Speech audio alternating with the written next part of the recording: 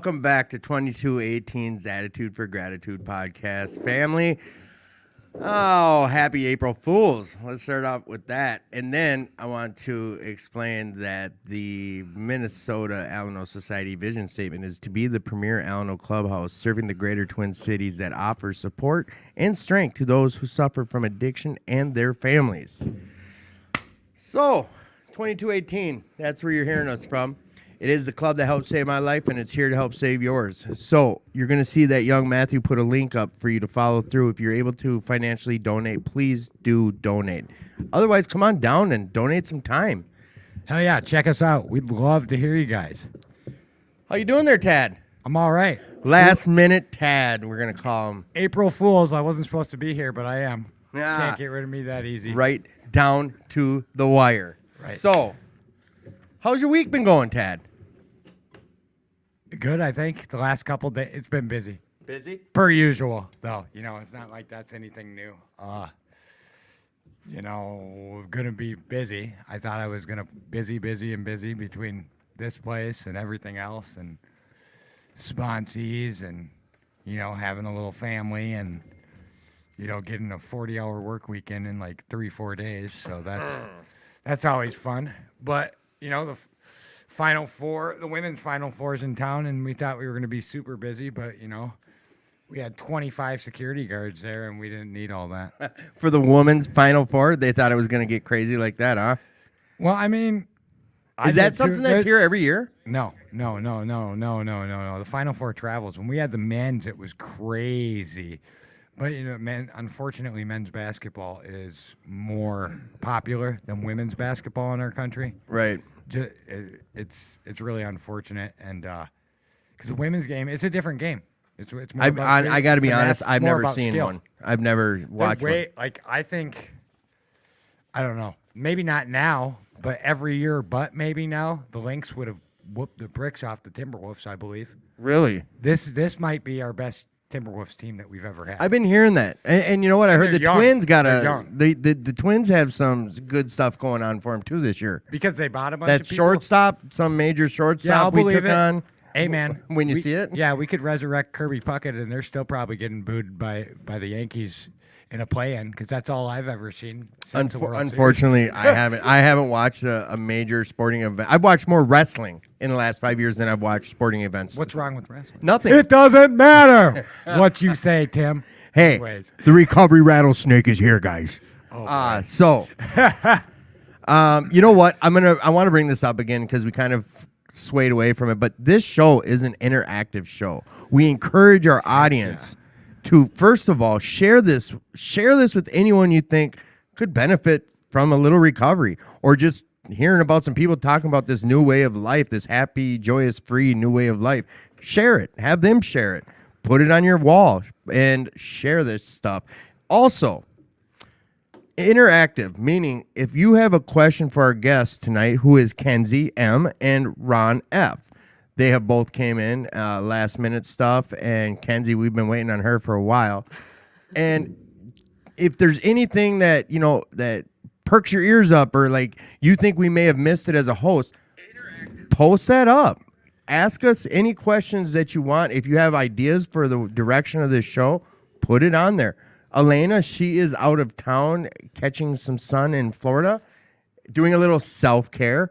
Yeah. And so pull up one of our past podcasts, get her number and harass her while she's on vacation. She already put her number up. So she got her number Elena. already up. I'm going to put my number up. Tad will get his number up. If you want to reach out personally, you can find me at Timothy J. Warren on Facebook. And Tad, how can they find you? Tad Ackerman on Facebook, or you can hit my number, and my Gmail is up there.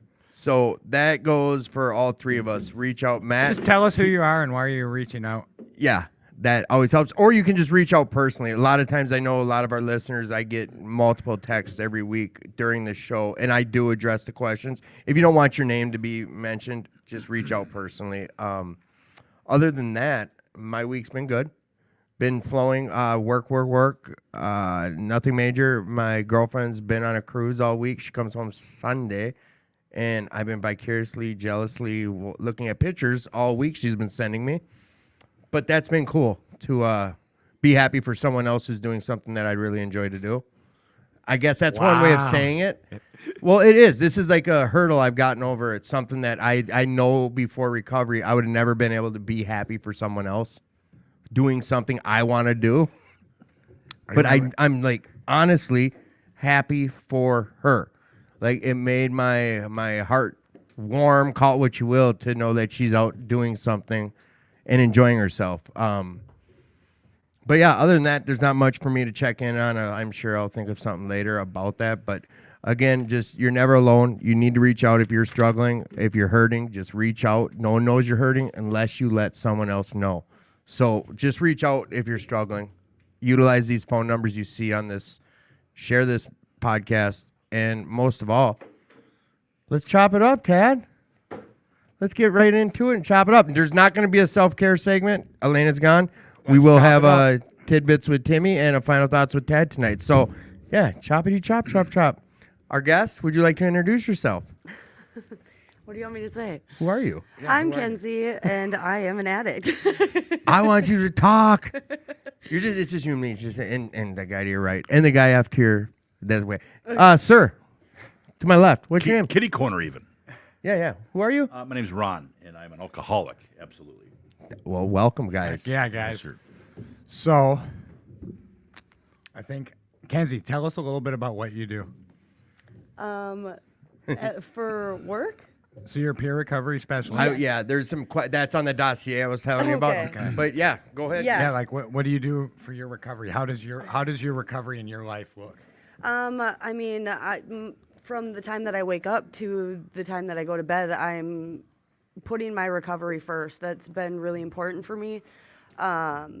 Whether it's going to meetings, doing meetings online when I'm at work. I did get certified as a peer recovery support specialist a couple months ago.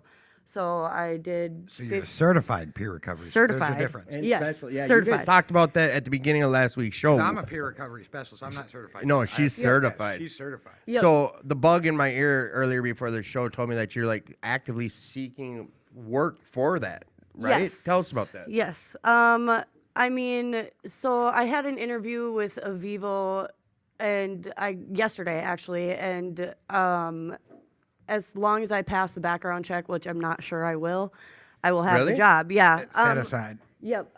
So if I get denied, disqualified for the background check and I fail it, I can appeal it within 30 days and go through a set-aside process. So then it like forgives the charges. I only have to do it one time, and then And it used to be like that till this year. yeah.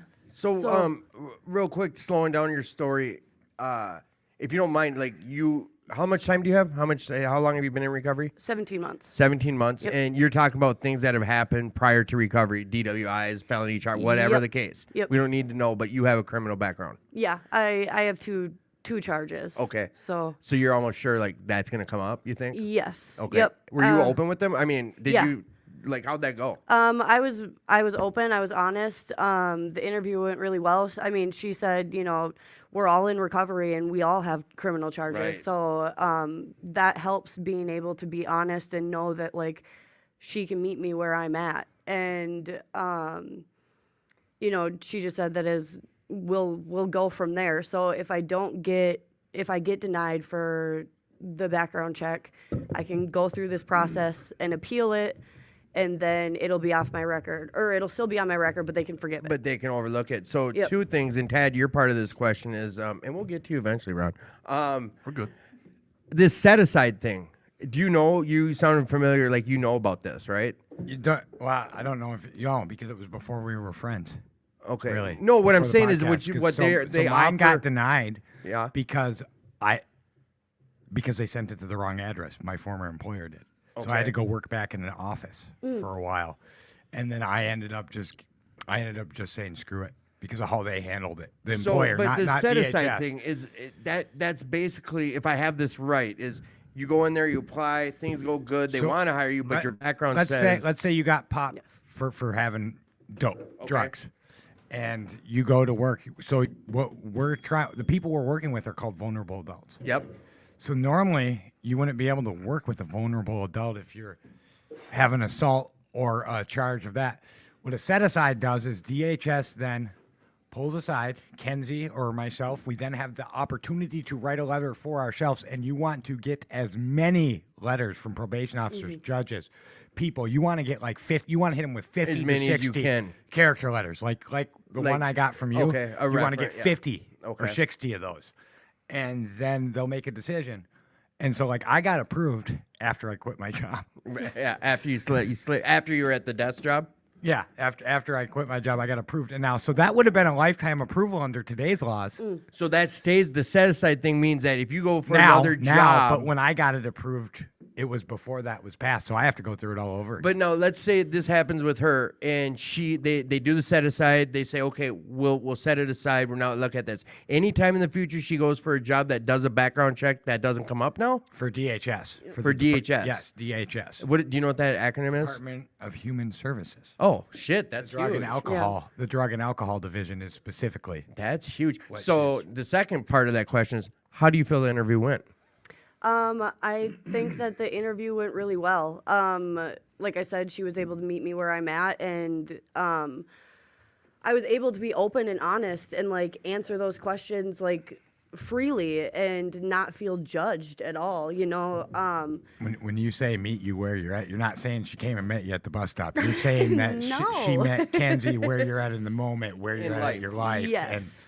Yep, and you know, I didn't feel any judgment. You know, when I got my job at Hy-Vee in the were so interview, which proud. is my current job right now, I was able to be open and honest about it. And if they weren't able to accept me for who I am and what I do with my life, don't think that it was the right fit to work Right. there. Right. So, yeah, I think that the interview went really, really well. Did it turn into like two people just talking? Yeah. So that's I always try to ask people that because I Right. feel good interviews end up being that. Like they have to ask specific questions, but like how you guys start talking about family. I mean, like how go into some detail.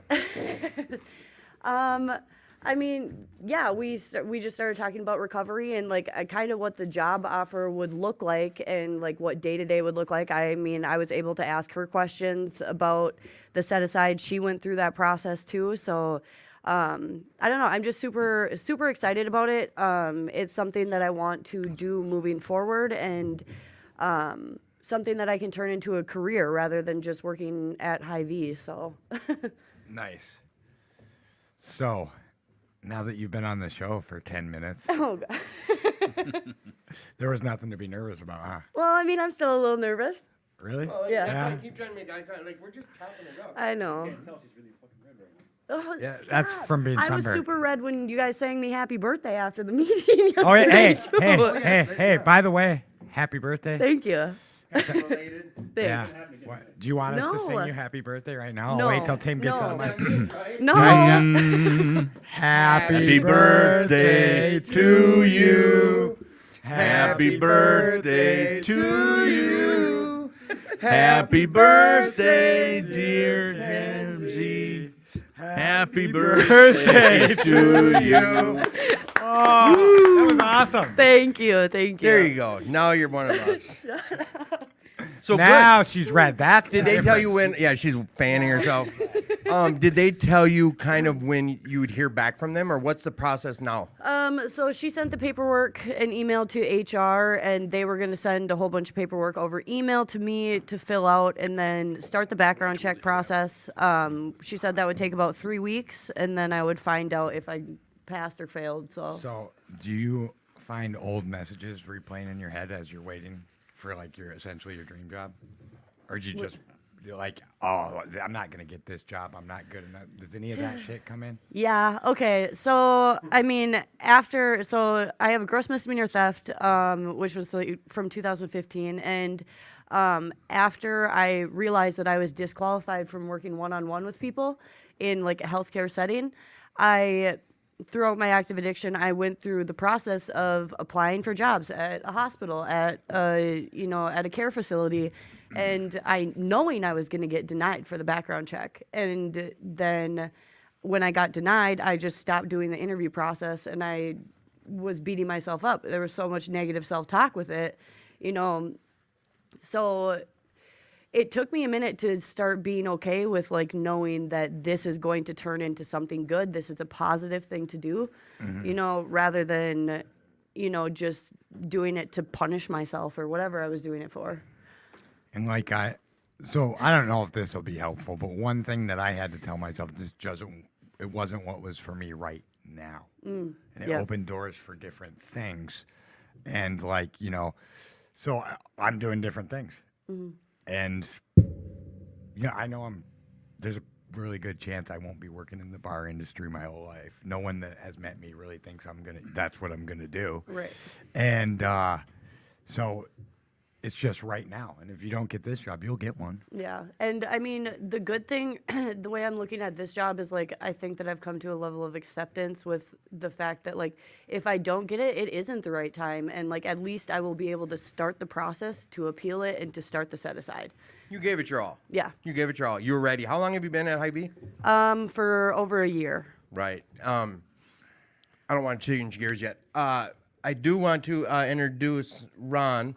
And the reason for that is he runs a business and he does a lot of hiring and firing. My question to you, Ron, is I know it's a whole different field, but when you're hiring someone, like, do you ever even bring up anything about recovery to them, about yourself, or ask them about it? You really can? Or how does that go in your line of work? Not in the interview process, that type of thing. Some employees that are with me, even before I was back with the family business when I was in sales, and I know it's really hard to believe that alcoholism and addiction may run heavy in sales. Just saying. Of course, our diseases know no bounds of any kind of occupation, right? It might even make you a better salesman. You know, you can't snowball. When I see somebody having a problem, the dead giveaway is somebody comes in late, makes up an excuse, that kind of thing. I can go on and on about that, but yeah, I'm there to offer help, absolutely. But in certain, yeah. with your job, absolutely. though, that's what I guess what I'm getting at is My question is, do you do background checks when you hire? Yes, we run a towing and recovery business. So when you have get to do someone drug flagged, testing, all that. Yes. when you get someone flagged, and let's say you flag me, and I'm like, I'm in recovery, I haven't had any priors or anything for 8+ years now. Is it just no? Not automatically, no. oh, because of the towing, because of driving, I thought it would be an automatic no. You know, if it's without getting too deep into it, I guess, but it's it's not an automatic no. The laws of the laws of interviewing, you can't even ask felony questions the first interview technically. I wouldn't consider myself a total HR specialist, but that's definitely applications are the second interview you're allowed to ask that. But you know what? It's a judgment call on any business. Yep. In one part of our business, we have to drug test, a pre-screen drug test. We also run I also operate a small convenience store, that type of stuff. So, like your Hy-Vee in a way, just not that big. But anyway, it's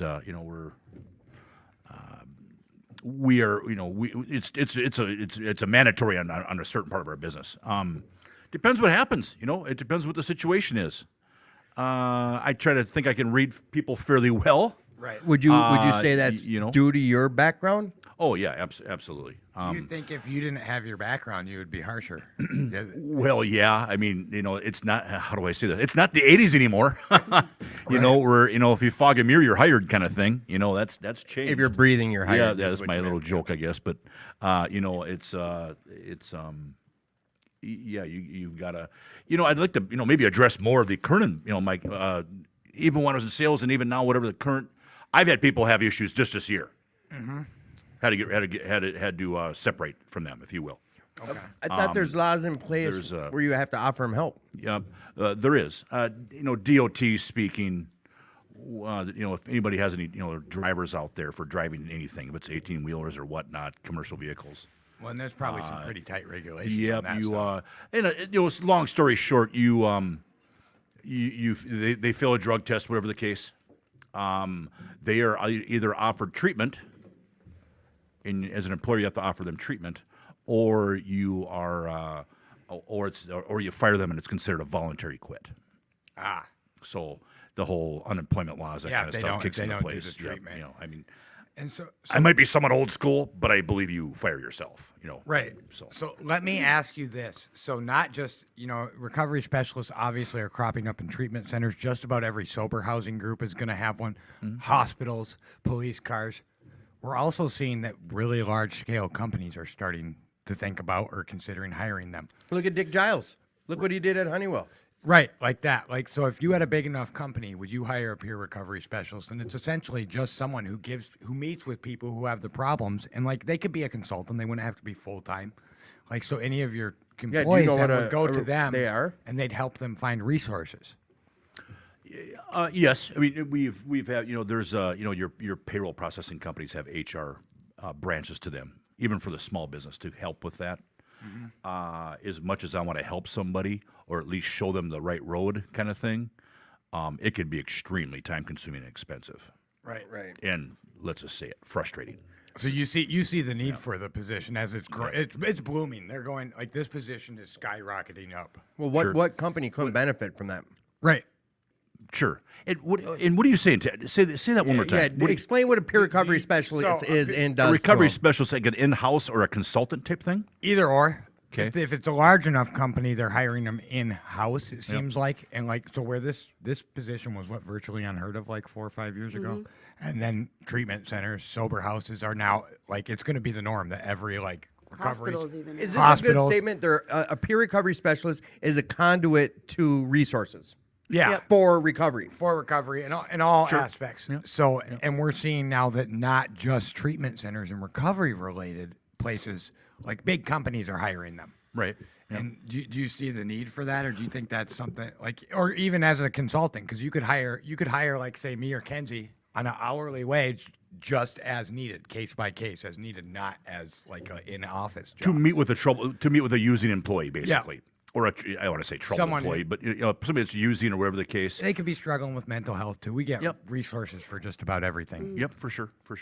Yeah, I would imagine your Fortune 500 companies, stuff like that, have that type of thing in place. starting They have to. whole separate buildings for HR departments, right? So, As but I this mean, recovery revolution is starting to pick up steam, and just like it did in the '80s before the war on drugs kind of shit all over it. You were alive for that, so we were. He kids. was in his early 40s. and this, yeah, and this. I'm joking. I was gonna say yeah. April Fools. I'm like, you look great, dude. But we're on that hiring and firing topic and getting jobs and employment. And I can personally speak on this, and I know we haven't let you get a chance to answer any of the questions we keep asking you, but like I've known personally, Ron has dealt with some employees who have had some drug issues or alcohol issues or mental health, and he's basically a uncertified peer recovery specialist because a guy who's been through what we've been through can say like, hey, go ahead and explain what you've done. Like, What I've done. I was in sales for 6 years, sales manager.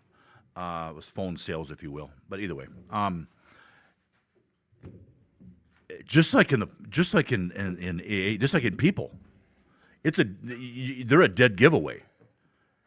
If you can't smell it on them or look at their eyes or their know me us when we're using, we're irritable. We're late. We don't show up for work. We love some wild stories, too. We love to call in that we're sick 5 minutes before we're supposed to show up. I can relate. It's the writings on the wall. And normally before this, and I see it. And just recently, I had two employees that one was using. He was an instant bust. I mean, I could look at you. I'm the kind of guy that can hear you on the phone, and if I know you and know what you talk about, I could know if you're drinking or doing lines or something, that kind of thing, right? So, but I offer them help. I let them know. I don't, when I hire somebody new, I don't divulge this right away. But when people are with me for a while and I see them having problems, I absolutely tell them where I've been. I tell them, I tell them my story in a nutshell to a certain extent if they're willing to listen. I'm, even though I'm their employer, I'm still there to help and see if they can get help. It's, of course, frustrating no matter where you're at in the programs, the 12-step programs out there. A lot of us don't get it right away, right? So, and it's heartbreaking Because you can just look at someone and go, yep, you need help and you are a alcoholic or addict, whatever the case. Yep, I know. It's the only disease that I know that you actually diagnose yourself. But this is a situation where I offer help. I try to offer them help. That's after I write them up for being later. I do have a business to run. And I'll put it this way. I'm not going to cheat you out of your bottom. Right. What is that? I won't. I'm not going to. We don't shoot the wounded, but I'm not going to cheat you out of your bottom because you're just not ready yet. That's a great statement. I have a question for you guys that came in via text that Ron wouldn't know. What's the difference between a recovery specialist and a social worker? Recovery specialist is somebody that has experienced what you're going through, has been where you are. Whereas a social worker, I don't know, some social workers can be in recovery. College too. Here's another question is, I guess to preface that is a peer recovery specialist, is the requirement to have been an addict or an alcoholic? No, not necessarily. But most peer recovery specialists are. You don't have to be. Okay. That's not, but that it's extremely. No, but I thought it was from lived experiences. Mostly, but Yeah. we're finding now people obviously who. I mean, they're not going to turn away someone that's. So- But I guess with the answer you gave right away, I'm thinking, wait, does it have to be an position alcoholic? was designed that way. It's designed for someone in recovery to come in there and get. Yeah, that's been on your level, that can Okay. get on your level and I've been through this. Right. And you know? whereas Right. a social worker essentially has damn near the same amount of college credits as a drug and alcohol counselor. Right. And they even can intern. I know a lot of people who are social workers intern as LADCs and vice versa. Well, yeah, and that happens. Like my cousin who was on the show, Mark, he's a LADC, but he's a little of both. He's a social worker, but he was also an alcoholic. Social workers would also have some counseling, some like counseling credits, so they could counsel. We're not counselors or therapists. Yep. We don't have that. Yeah, Joe, what was his name? Beginning of last week. You had him on for 10, 15 minutes. You both. Joe. He really broke that down about what you're saying right now. We're not therapists or counselors. Yes. and I was gonna say that. I can help you find resources. Kenzie can help you find resources, and we can share our story if you're willing to listen. Yep. And also, it's like, we're in a building that pushes the 12-step programs, which are abstinent based, right? Yeah. So you could come to me, and I am not going to push my program on you. We have other options. We can do maintenance. We could do smart recovery. We could, harm reduction It's literally any pathway to recovery. that you want to do. Yep. That the client wants to do, not what Tad wants to do, not what the president of 2218 and the host of a recovery podcast thinks you to do, because that's not my job. It's your path. You're there as a conduit. Yeah, and we essentially interrupt me if you think I'm missing something too, Kenzie. We essentially offer you your path, and we say, hey, what do you want to do? What is your recovery going to look like for you? And let's help you get there. Let me find resources for you. Let me help you, and I'm going to listen to you. It's whatever you want. Yeah, and I was gonna say too that I don't know about social workers, but I think that they did they say here, do this, do that, do that? Because I know Depends on the one you get. Okay, because I was gonna say with peer recovery sports specialists, we don't. We're just there to be by your side and to figure it out with you. And find Yes. resources. And Go to meetings with you, do whatever you want to do to help your recovery. Okay, well, then I guess that was answered well, and I see where you guys did start to talk about it. I wasn't here, and I was just listening to the show at the beginning of last week. A peer recovery specialist, what they're doing, Ron, is they're putting them in positions like ride-alongs with cops. They're putting them in where someone may interact. hospitals. Yeah, hospitals, people where they can really utilize someone and devote them to a specific person where it's your job. Like you couldn't spend the time with a struggling employee. But then again, running a business, I could see where that fine line is. Where do you put the money out to keep someone on the payroll who's out there getting high? I'm pushing for them to be in the bar industry. The service industry, they struggle. They struggle hard, and when they fall off, it's either you get another job, you get out, or you go to treatment, it's easy to get lost and be one of the people that kind of drinks and lives their life. It's easy for someone who's really an addict or a person of chemical dependency, substance abuse disorder, to get lost in that, because that's that life. Yeah. It's really easy to camouflage. I'm so glad I never worked in the service industry, one of two things would have happened. I would have it would have prolonged my use, or I would have felonies because I would have robbed them. Yeah. Well, yeah, the bars I used to visit back in the day. Now my sober date's October 26th of '09. Yeah. Yeah. Sure. I just have today. There's no doubt about that. There we go. But some of the bars that was a prerequisite. To work there. And I'm kind of smiling as I say that, but the bars I visited, you did shots and everything else with the people, sure, the owner, everything else. But yeah, it's definitely a difficult situation. And there are certainly bars like that. I think a lot of bars are trying to steer away from that because they're seeing problems that happen. But not all bars care. Yeah, it's normally the bars I liked back in the day didn't have any windows in them. I was gonna say you went to the real dive bars, the rough bars. Oh, absolutely. Yeah. The more dive, the better. But yeah. Yeah. Those not are these bars those are old operating ideas. As rough, tough bars like my work. Sure. Cowboy Slim's is not open because it was a real rough bar because people had their guns on the table and people were getting shot there every day. That's why they're not open anymore. I know that because I worked for that company. That's why they're not open because it sucked. I guess.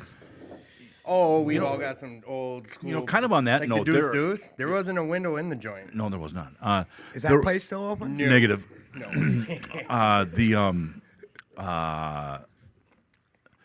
The 12-step programs have committees for cooperation with the outside folks and employees and that type of thing, or employers. They have that going too, so they bring the message out there too. So. Yeah, and I think that's I like that. I do so. I don't know. I reach out on multiple platforms now. Obviously, doing what I'm doing and who I am, is that the right way to say that without just throwing all the shit I do out there? Sure. Yeah. I do represent some 12-step programs. I represent a building that's holds them. So like that's my story and my path. But part of that also has been, like I shared about my friend last week, I'm pretty sure. And, when I told his story and how he's in harm reduction, he really wanted me to reshare it with just this. He feels that his path, where now he drinks a little bit and smokes a little bit, but he's not doing heroin anymore. And he's not using every day, and it hasn't taken over his life. But he had to be in a sober house, and he really wants this illustrated. For him, he had to be in a sober house, and he had to be away from everything for a year. Otherwise, he probably would have gone back. Yeah. He had to be around this, and 12-step programs were never his thing. He only came up here because of me, essentially, because it was around. He wouldn't come here if he had to travel miles, and he's told me that. Right. He's still my best friend, and so, and it's been different. Like just having my eyes open that there are different ways of recovery than just straight abstinence. It's a foreign concept because that's not what I've been told my whole life. No, and I've heard a ton of different, but at the end of the day, I started talking about this 6 months into our podcast, is after 6 months, we had 30, 40 different guests, and hearing all sorts of stories, whether it's religion, the church, Teen Challenge, AA, NAC, whatever path you can find, whatever experience you get to find this ending of the road of abstinence and happiness, or whatever, your happiness, it's your journey. Whatever you find that works, go for it. What worked for me was abstinence and these anonymous programs. We do have questions. I got one. It's probably the one you're about to read first. Well, I wanted to ask her first, then the guy who hires people. So, what's your thoughts on going into an interview, not the one you just went into, let's just say at Hy-Vee. Mm-hmm. Do you go in there and during an interview, do you just lay it all out there? Do you tell them about I've always told the interviewer about my past first. Is that the right thing to do or not? What's your feelings on that? I mean, I kind of feel out the vibe of it too, but like I said before, if they're not going to be okay with my past and accept me for who I am, I don't think it's the right place to work, honestly. So I don't go into full detail like, oh, I was a heroin addict for 8 years. I don't go into that, but, I am a recovering addict and, Tactfully. Yeah. Okay. So, I mean, I think it's part of my life and the way I live my life today to be open and honest about myself. So Great answer. Ron, as a guy who, you've had to go get work at the, were you in recovery when you started the sales job? Absolutely. Okay. No. You got into No, recovery. I had another year of research to do yet. Yeah. So then I guess I was going to ask this as both Didn't sides. change much. As both sides, as a guy who interviews and a guy, but what do you do? Would you, as a guy who hires people, what's your thoughts on that question? I guess at this, well, I don't know. I didn't have a criminal record. No, I you had did. one DWI in '92, and it's amazing that I wasn't in jail more and everything else. Yes, I amazing. know. I don't even want to call it fortunate. I call it unfortunate. Maybe I would have woke up sooner. I don't know. Right. Right. But I didn't really have that to worry about per se. I had my first tour of a treatment, and my only reason for the treatment was to get my license back. I had no intention of quitting using. And that was in '92. I might be dating myself there, but there you have it. But you know what? Wait, let's But anyway, call it for what it was. but to the point of the question, Yeah. I guess it depends what's on there. I've had people do kind of both. And an employer, I don't know, in my eyes, and of course I obviously can't speak for every employer out there or whatever, but it's when somebody comes clean and doesn't want to hide anything per se. Now some things are, is to a certain extent none of the employer's business. It shouldn't affect them getting hired.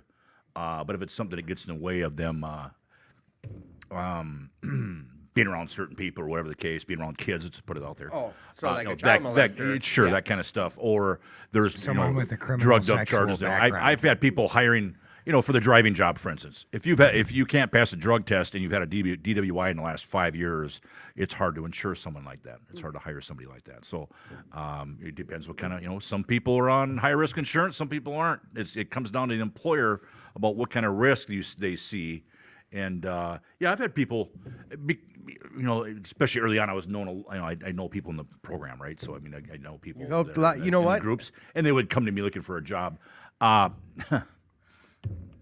I don't know this. I shouldn't be laughing at this, but a couple of they have pot leaves and stuff tattooed on their neck, and they want to know if they want a customer service job. I'm like, but I can't help you with that. I'm sorry. I can't have you working my I cashier's. can't, because of our contracts and stuff like that. But anyway, I segue a little bit. But I think it's good to come a little clean, depending on what's on there. I've had people come to me kind of saying, "Hey, I want to explain this right now to you so you know where I'm at." It normally has a lot to do with domestic abuse and stuff like that. The men or women in this case too want to explain why that's on there, and I got to be careful because sometimes people tend to minimize that. Right. But whatever, So. That was a great question, Ryan. I have a thought on this. So I work and have worked with lots of people with a variety of backgrounds, from sponsorship to being a house manager, and will continue to work as I go more into this field. And we'll have varieties of background. And something that I tell people, and I just relate my story. I tell them you want to be careful what you say to people. I remember when I got sober, and I was sober for a couple years out in Fergus Falls, the first words out of my mouth were I'm clean, I'm a fucking drug addict, and I'd spill everything I used to do. From the mountaintop. Yep. And then but I'd tell you that, back in the day I had an altercation and I stabbed someone and had to go for that. And now I got convicted innocent, but did you hear that? No, you just heard that I stabbed someone. And guess what? It cost me jobs. And so if we're telling people that, and you know what? If you tell someone I'm a drug addict but I'm clean, what do they hear? I'm a drug addict. And what's the general perception of drug addicts? That they use drugs. Maybe he's not using right now, but that's always going to be in their mind. Yeah. And even in recovery centers. So the fact that I was an unmedicated bipolar would always get overshadowed by the fact that I was a meth addict. And they would call me and ask me, so I'd have a manic episode and sleep in. And I would let them know this because it had become such a big part of my life that before I started doing the things I'm doing now, it would cost me jobs. It was always there. And I just, and so what do you think the first question is out of their mouth? Not, are you okay? Do you need to go see your therapist? Do you need to see your doctor? Are you using drugs? Are you using? Yes, multiple times. I see where I see exactly what So, you're saying. and look, man, there's a point to being honest, and there's also a point, not everyone needs to know your business. Not everyone. I don't let everyone. So I'm a fairly open book And that has jaded me. And I've had to learn that now I have a partner who might not want our life to be open. My mom didn't want certain things to be open when me and my sister came here. And so I have people, and it's not like Ryan's my sponsee right here. How do you think he would feel if we did a fist step and I shared his fucking fist step on air?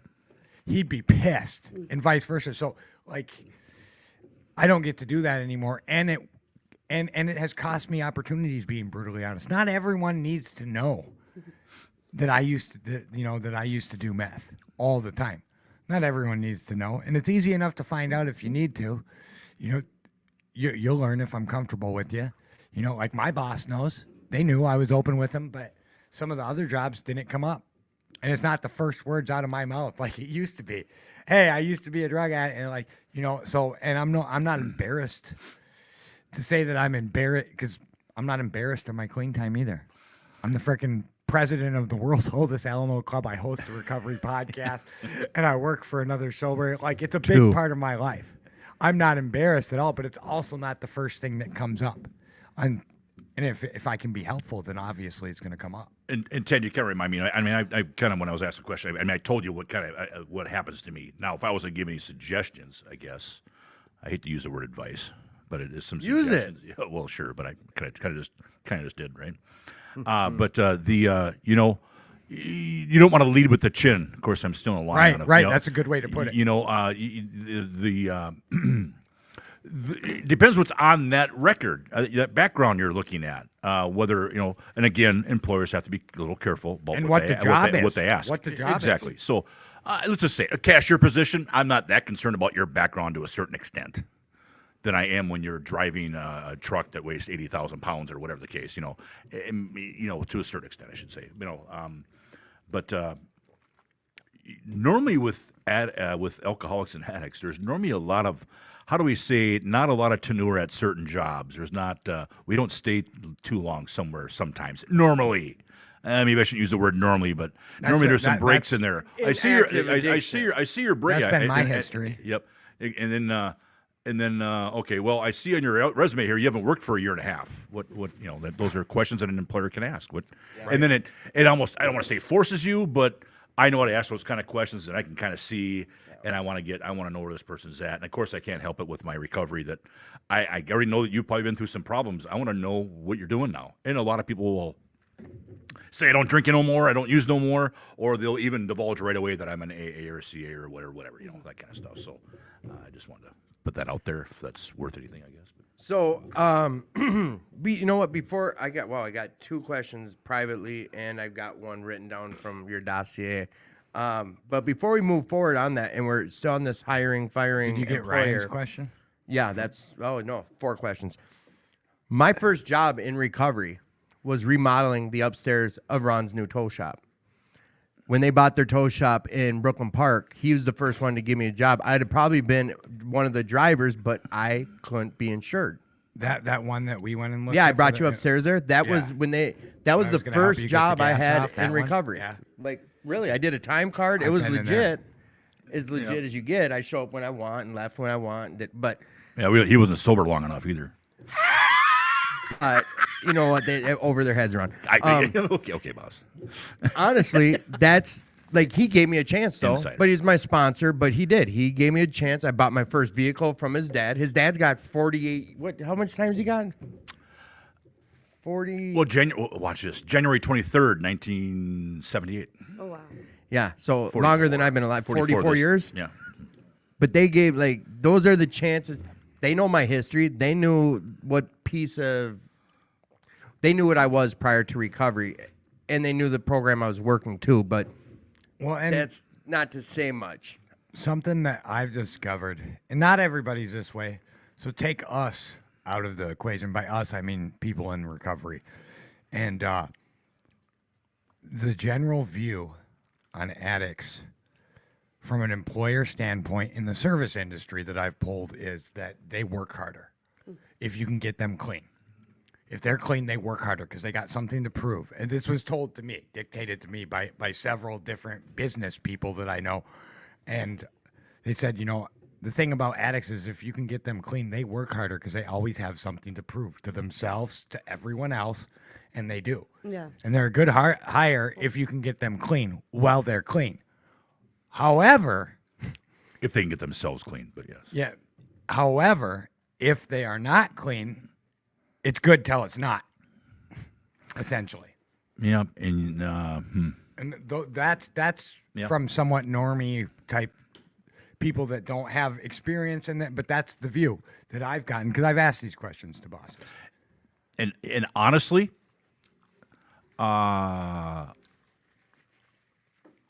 it doesn't always pan out. So, and that's kind of the thought where you kind of in the employer's status, and I'll just say it. I mean, it's this person may be limited about what they can do and where they can work. And your thought process is, yep, if I give this guy a shot or this gal a shot, whatever the case, I should have a pretty loyal employee or a Yes. responsible employee, that kind of stuff. And I'm just here to tell you that yes, it has worked out, absolutely. But I've been burned several times before too, because that's how powerful our disease is. Yep. So they want like the Dickens to do a good job and hold the job down. It's really hard to look at these people on my side of the table, if you will, I guess, whatever. When there's kids involved, and this this father or mom. I normally deal with men, but whatever, in our line of work. But there's it's painful, just like when you want to get somebody to get through whatever, get well, whether it be through the book, and that's where I come from. But whatever the case, that when they need this person may not make it if they go out again. I could look right in their eyes to the back of their head and know they really want to be sober, but they have no idea how to do it. Right. And they're scared to death. Now, we can all be sober. We can. It doesn't matter if you're the heaviest user ever. Our body at some point shuts down, rests, whatever the case. It's not about staying sober for a couple days or whatever. It's about staying sober, because we've all been sober here and there. Right. We're just hoping for that moment of clarity. It might knock people over a little bit. I know I was waiting for it, but yeah, it's tough. It's tough on employers too. Just because we're And employers families. doesn't mean we don't love people Yeah. and care and want people to succeed. Because family comes first, and how you put a roof over your head comes second. Call me old school, but that's just the way I am. Families that no matter what is right there. But we have to Families. feed our children. Yeah. We need a warm place to live. That's important. But yeah, it's The tough. It's alcoholic, tough. the alcoholic is like a tornado running his way through families and their lives. Hearts are broken. Sweet relationships are dead. Affections have been uprooted. Selfish and inconsiderate habits have kept the homes in turmoil. That's the disease. It's like a tornado running through your family. It might not be intended. It's not intentional. Like Ron said, you're looking at a guy who wants this, needs this, his family, his parents, whoever, and just doesn't know how to get it. So, we've got a couple questions here. I was going to hit you with that. You know what? No, I'm going to. It's not that big. All It's, right, it's okay. so We're I getting know deep here. We all have we talk about triggers, and we got questions about what's your biggest hurdle in recovery, and we're going to answer those. But some of us have our old lives that we sometimes were married to, meaning like going back home. I know for some people that's a trigger. What's that like for you, and how do you deal with that? Because Kenzie, if I'm not mistaken, and not putting your business out there, but I've heard you share about it, I believe, and maybe someone told me about it, but like, what's that like for you, and triggers and this and that, and how do you deal with it and get through it? Talk to us. So I can only go back home for a couple days at a time. All right. And what do you mean? Why? I mean, So it was hard for me. I mean, it took me a couple times to learn that I needed to separate myself from everybody that I used with and everybody back home, because it just wasn't working. I thought that I justified it any way that I could to try and help them, to, I'm just gonna hit them up to see how they're doing. And, it didn't work. It just ended with me relapsing. And so for the past 17 months, when I go back home, my parents live like 10 minutes out of city limits. I go to their house. Where's I- home? Fergus Falls. Okay. Yep. Oh, Yep. Fergie. Yeah, we know. Yep. I didn't know. I had no clue. Yes. So they live like 10, 15 minutes out of town. I stay with them. I keep myself busy. I reach out. I reach out to my boyfriend, my friends, my sponsor, people that I know can talk me down if I am going through a hard time. When I would say about 90 days sober, I lost my grandpa last year. And I had to You go were back close home. with your grandpa, right? Yeah, I had to go back home for the funeral, and that was terrifying. So like I know we all have heard person, places, and things. You've got to change. Yes. But you're close with your parents. Mm-hmm. And going home though, is that instantly you as you're driving it up 94 and you're getting into Fergie, like you get the butterflies in your tongue? Like what is triggering about going home? I mean, sort of. I mean, not so much anymore. It was at first. It definitely was at first. Now it's really just, I keep myself busy. I listen to recovery podcasts, YouTube videos. I listen to like old speakers from conventions. I do online meetings all the time, so I keep recovery in my life when I'm going there and when I'm there. And I would just say like the biggest trigger is like if I do stay there for over a couple days, it like I start getting in my head, well, I've overstayed my welcome. Like, well, did I piss my dad off? Did I, like Right, just what getting did in your head. Yes, getting in my head 100%. So, I mean, I've learned my lesson, trial and error. So, So you went home and relapsed. yeah, Like that happened. That's part of your story. yep, yeah, And now you don't not go home though. no. You'll still go and just now you utilize the tools you've got. Yes, yep. And I mean, I know what to do and what not to do for the most part. I know not to get a hold of the people that I used to use with just because they're sober, because they might not be. Hey, are you still not doing dope, right? Like here, I'll just come over and make sure you're not. Yeah. One of those deals. Yeah. So, yeah, I learned not to do that, and I'm really open and honest with my mom and my siblings. So they're very supportive when it comes to I'm having a hard time. I'm gonna go to a meeting. I'm gonna do this. I got to step away. So. Yeah. We got always run things by those who you trust before you make life-changing or life-altering decisions. I've learned that through my new family. So, like you just shared, you reach out to you reach out to your boyfriend, your sponsor. You have a sponsor? Yes. You work the steps with your Yes. sponsor. Do you have sponsees? No, not yet. Are you thinking about it? I mean, she's pushing me to it. Once I finish, I'm on my 4th step. So. That a girl. Yeah. The other thing I had written down was about your YouTube stuff. Kyle told me. Yeah. What? Share about it. What are we talking about? I was being Why supportive. your face get so red? Dude? I was being supportive, and then she's like flicking me off because I'm being supportive and nodding along with her. So I wrote a note that said I can be a dick instead. No. Oh. I'm used to that though. Is that a Fergus Falls thing, guys? No, that's just a Tad thing. Yeah, you know, that's you a should Tad know. So I was gonna bring up about you. You mentioned it. You watch YouTube. Mm-hmm. Kyle told me a few things. He was like, this girl does so many things for her own recovery.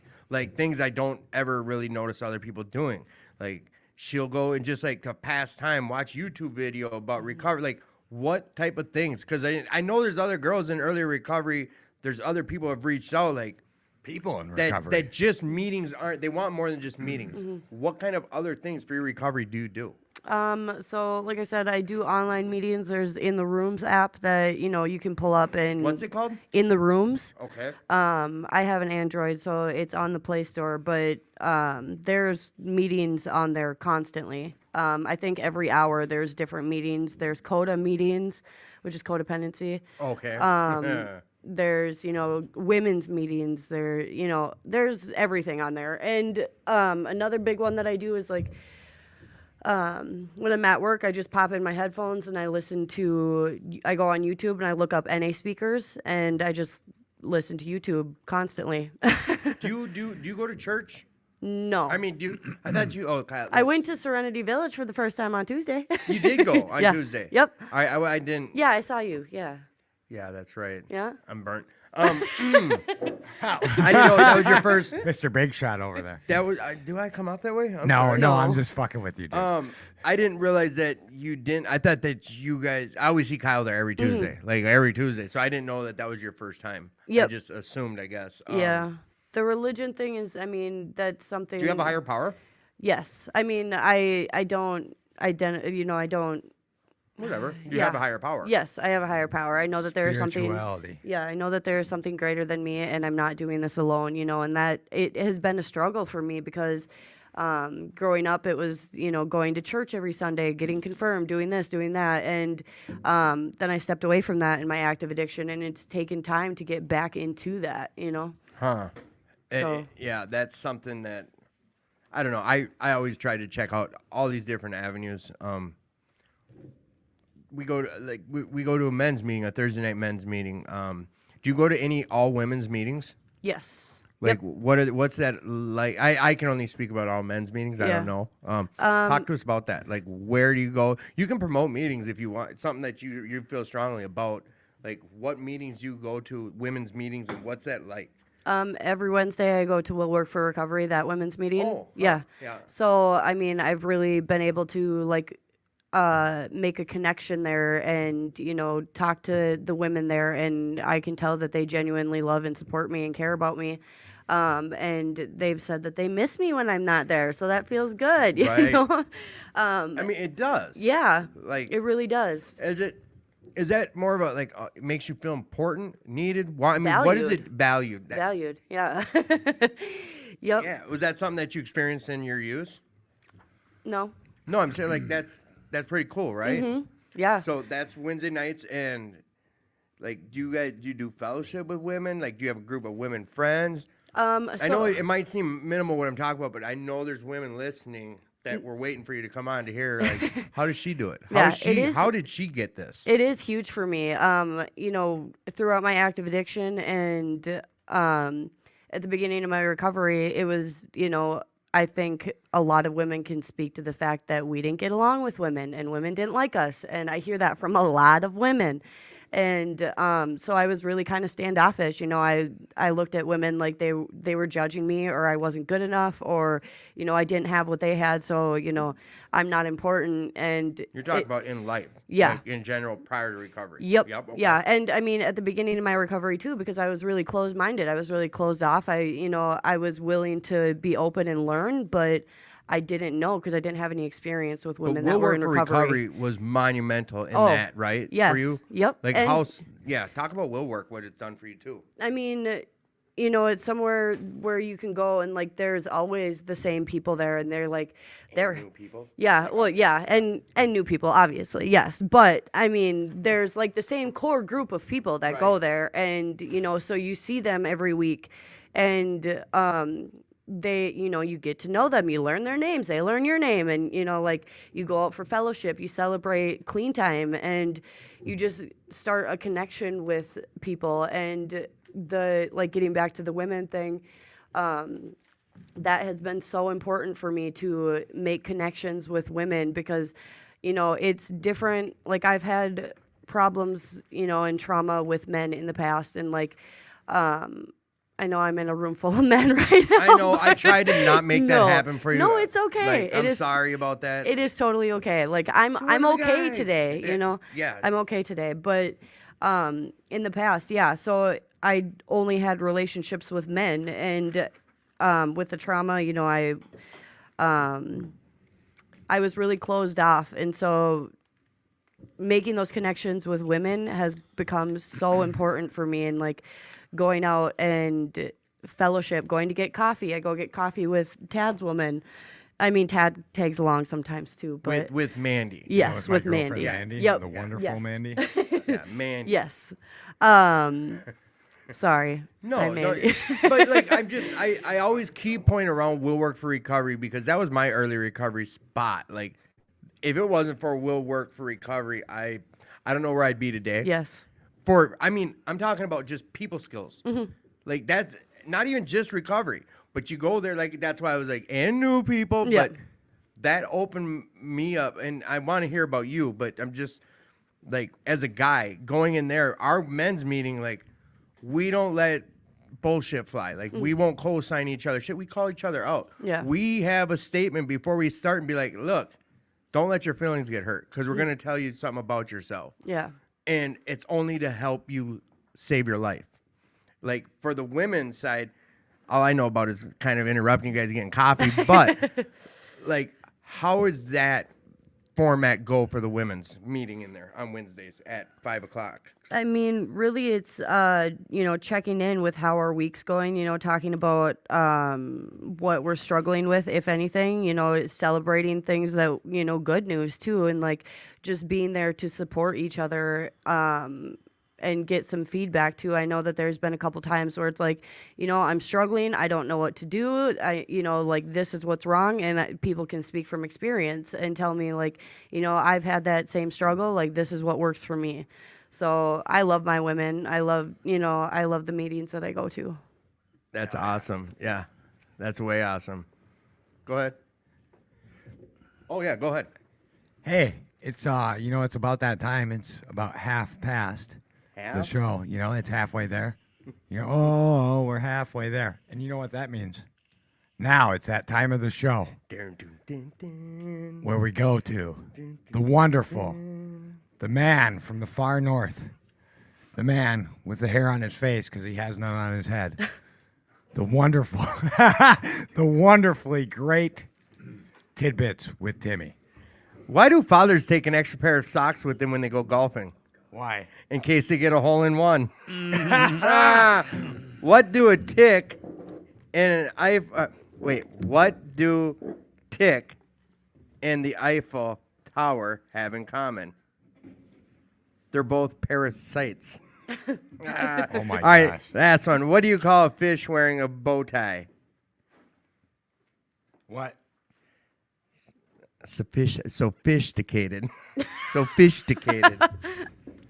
No, you didn't. Dad jokes, dude. We don't I say the like dirty nun jokes like you and me talk. I know, PG-13. Tonight's gonna be it's out of working with others.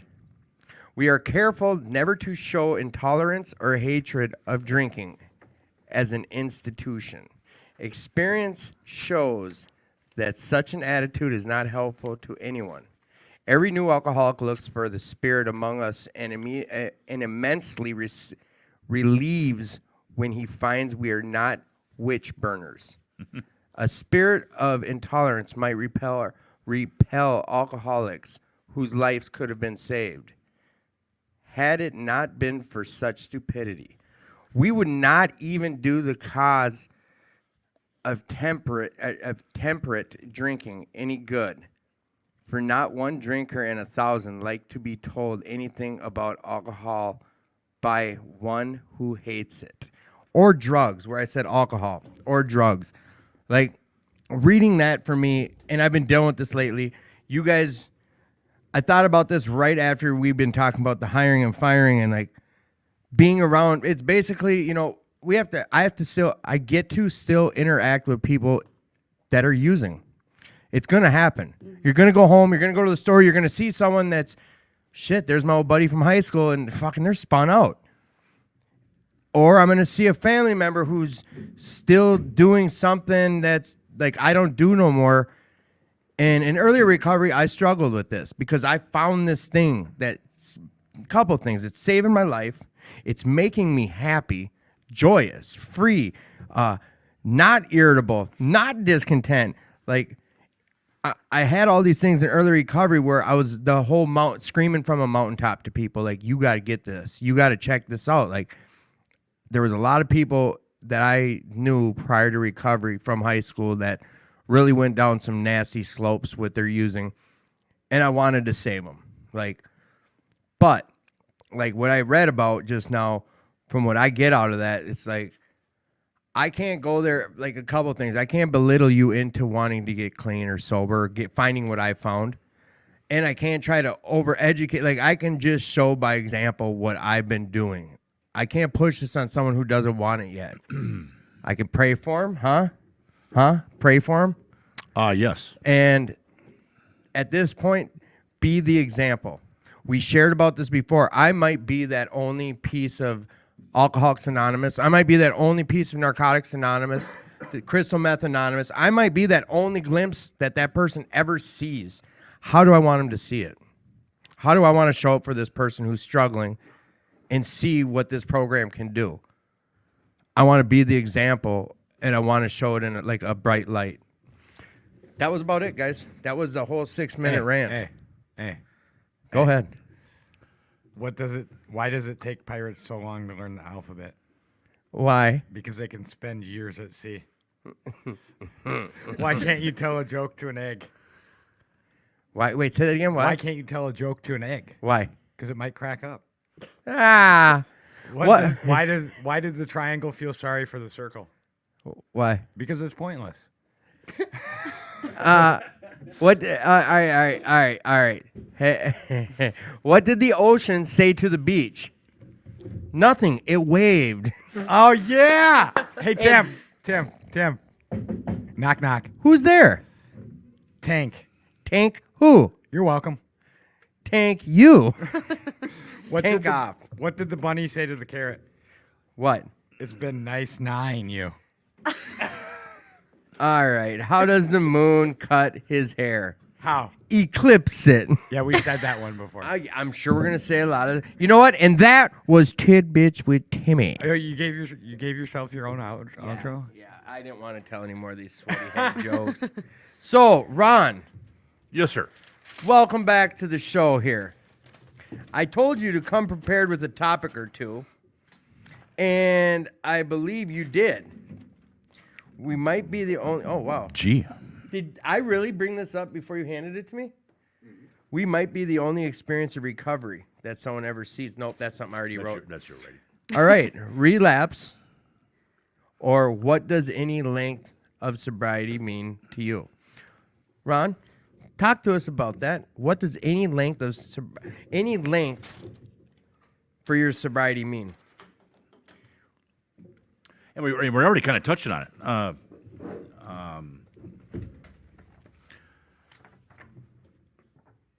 Excuse me.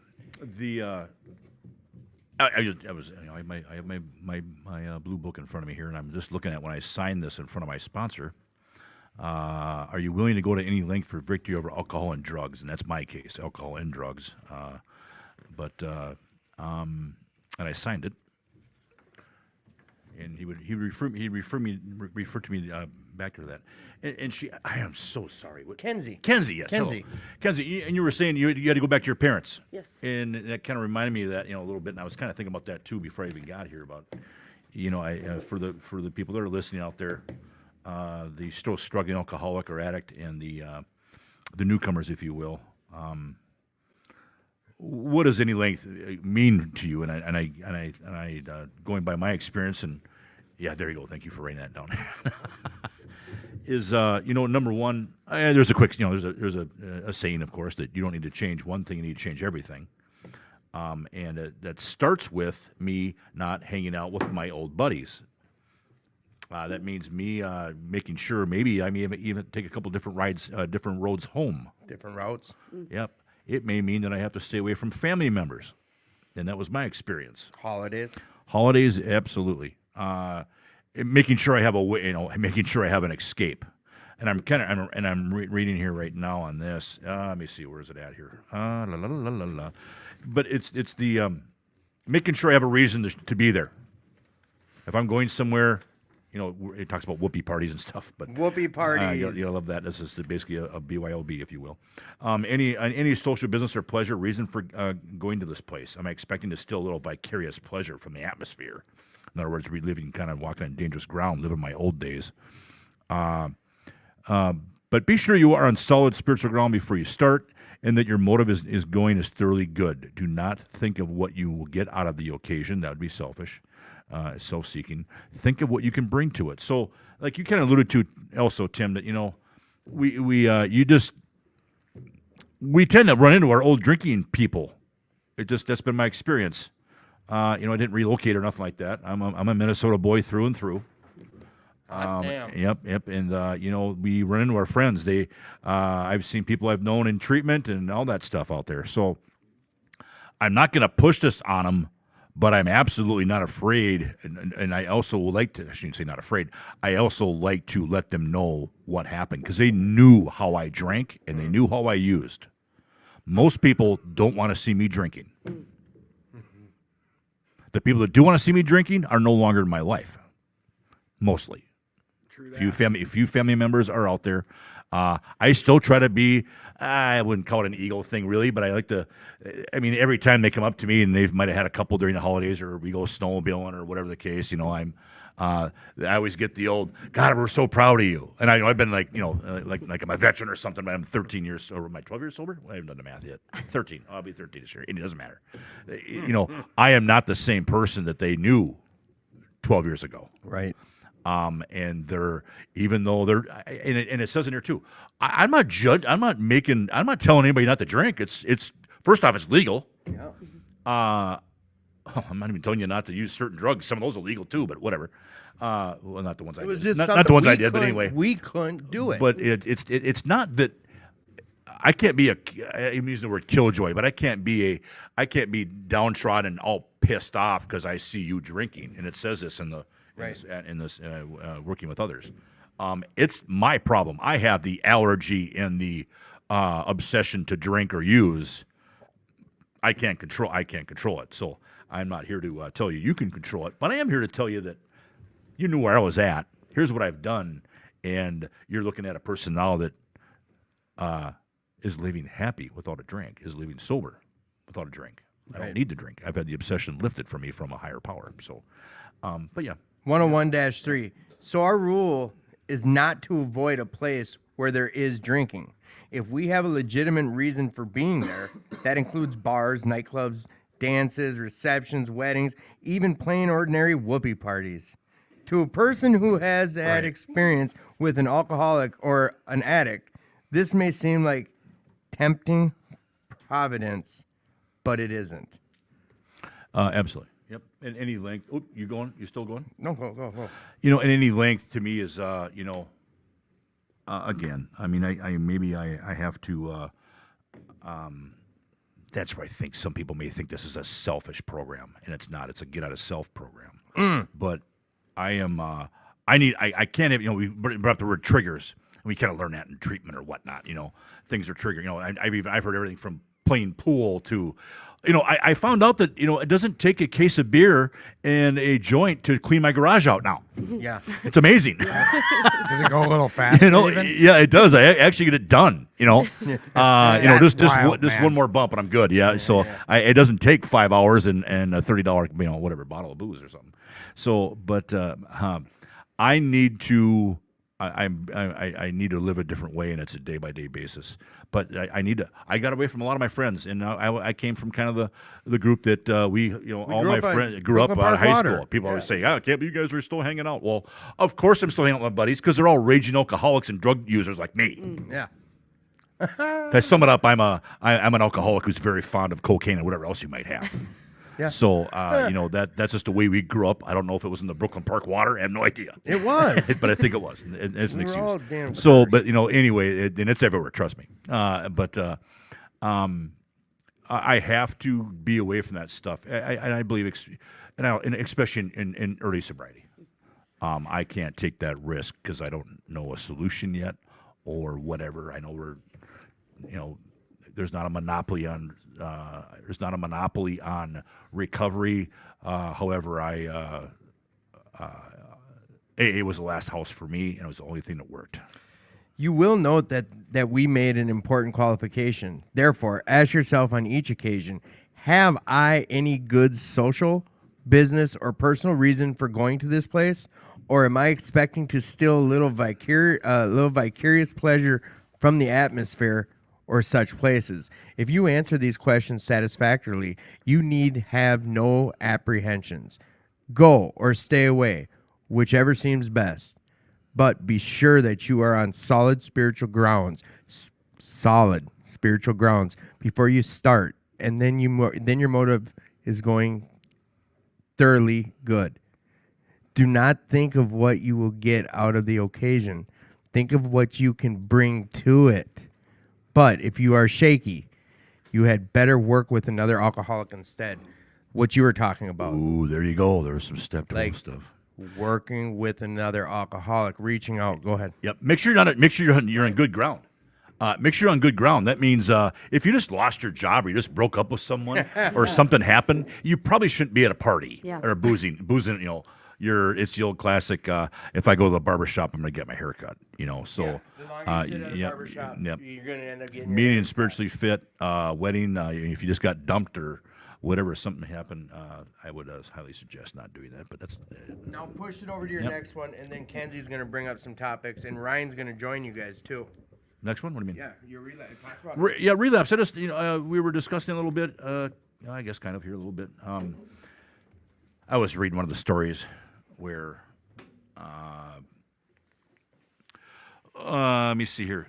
Roland H. was going to a.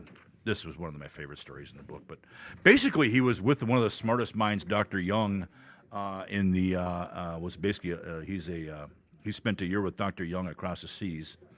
He was to inherit a family business, and he spent a year there to think of self-knowledge to conquer his alcoholism.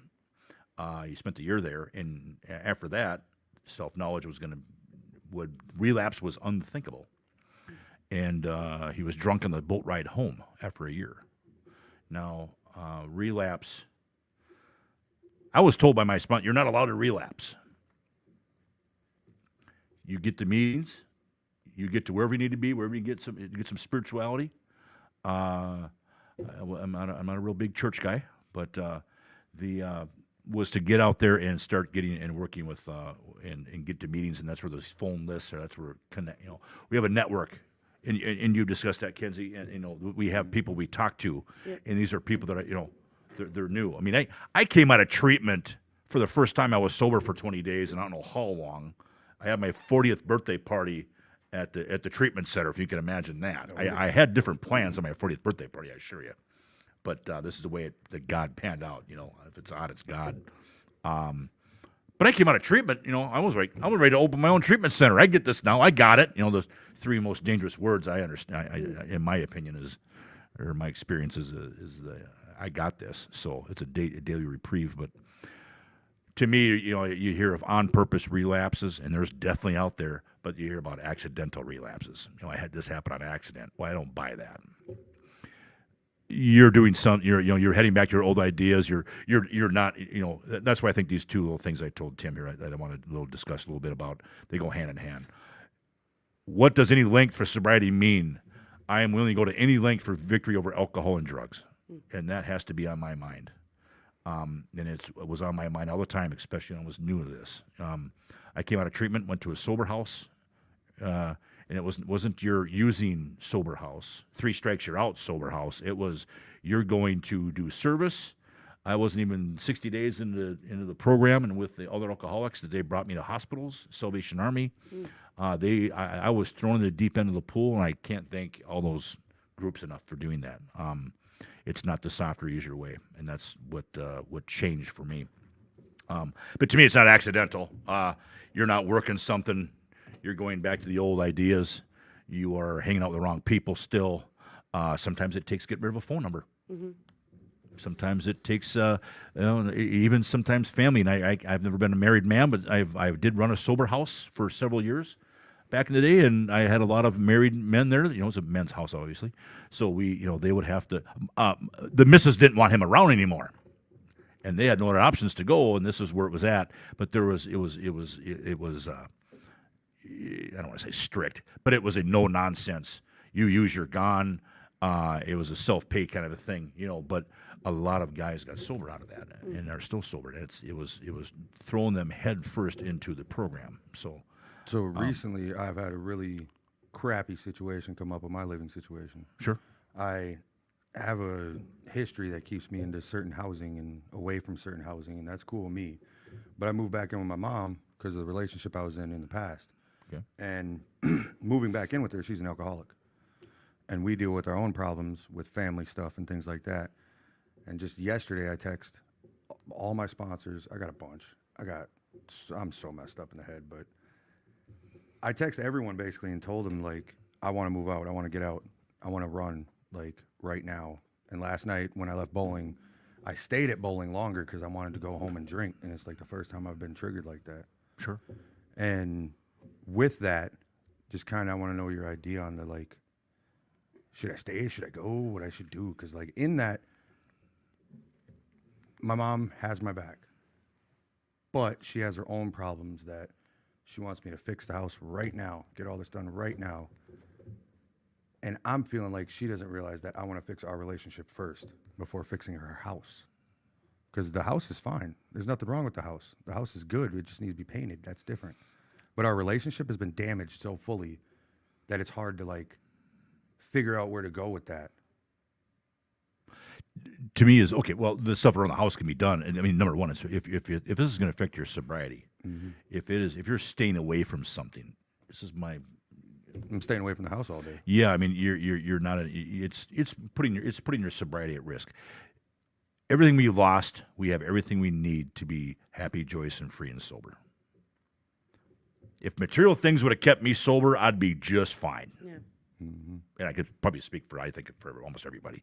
I mean, not putting a dollar amount on nothing. I'm I just literally simply have saying a room, that, you know. I have a room full of hats, shoes, everything I need. Yep, and I'm exactly. still unhappy. Yep, everything you like. Yep. And I do simply say, if it's causing you to use in that situation, you need to work on yourself first. Would be was what I've been told. Well, that's where with the idea of staying Yep. away from the house, I almost And, feel it as a good thing. Yeah, for sure. And there's options out there. Yeah. There is, not knowing your full story, whatever the case, but there's always Salvation Army. I've when people used in my sober house, I've made several trips to Salvation Army or down here to 1800 or over up on Medicine Lake there to the mission. So, but there's places you can start.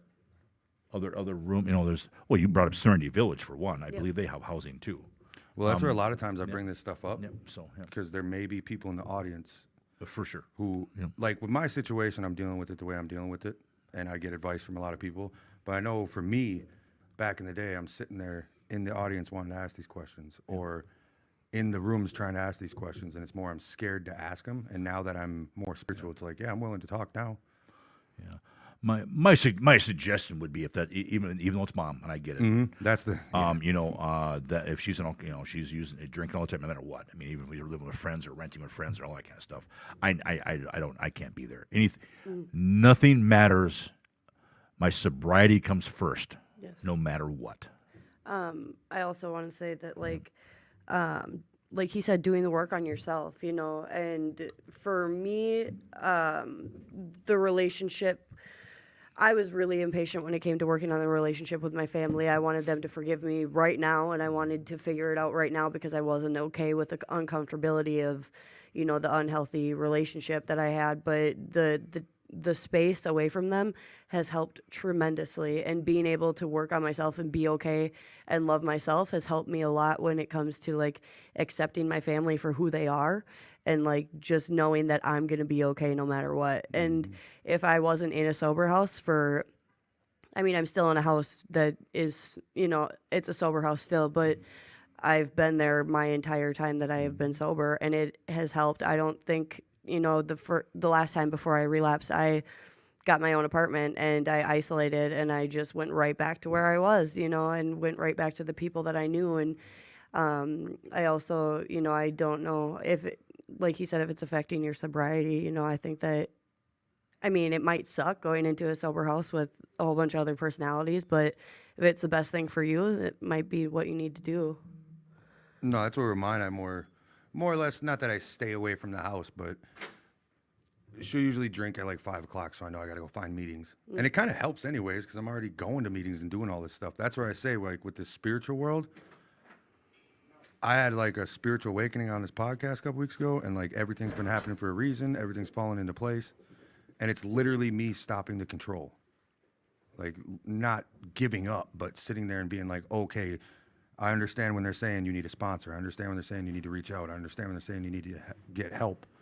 And that's I'm not making a decision right away. I'm reaching out to people and asking them before I make a big decision, because if I would have literally moved out last night, I have nowhere to go. I have no one, there's things to do, but the next spot is me going to grab my stuff, moving out, getting in the car, and going to the liquor store. Right. Yeah. And it's not going to find them resources right away. It's going back to the stuff that I knew before. And that's where these days I know I can't do that or I'm going to die. What that map looks like. Oh, yeah. That was a fun, horrible, nightmarish dream. That's How over long you been finally. sober, Ryan? So I put it in my thing. There's this, When the answer starts with so.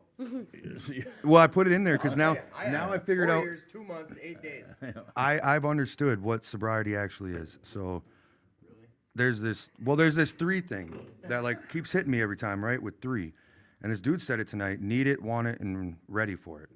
And I've needed it since the start, right? 6 years ago when I started, when I walked into the treatment center. Cool. I wanted it 2.5 years ago when I went to Will Work, and I found like a meeting that actually, that place is so diverse. Like if y'all haven't checked it out, check it out, and you will understand. You can't explain it. That's why I say to people, you cannot explain this place. You have to go experience it.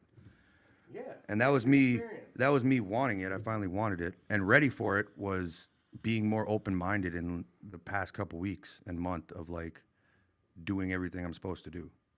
So I've been in recovery for 6 years, been sober for 2.5, and I've been spiritual for a month. And the spiritual is the last part that I was missing.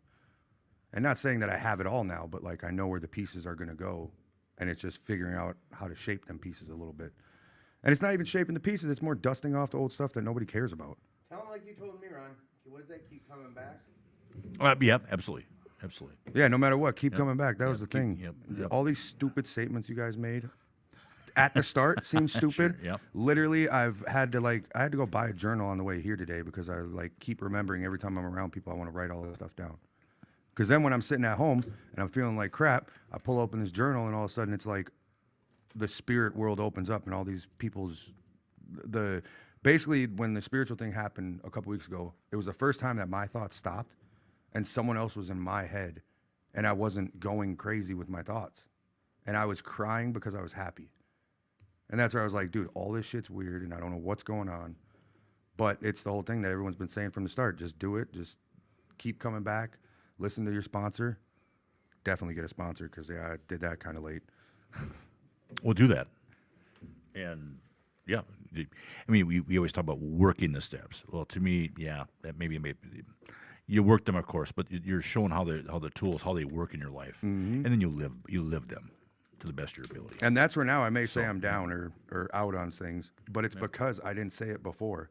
And the thing I did is I held it in until I was drinking. And now it's like, if I feel bad, if I feel like killing myself, I'm going to tell people I feel like killing myself. Sure. Because if I don't say I'm going to kill myself, I'm going to hold it in and I'm going to kill myself.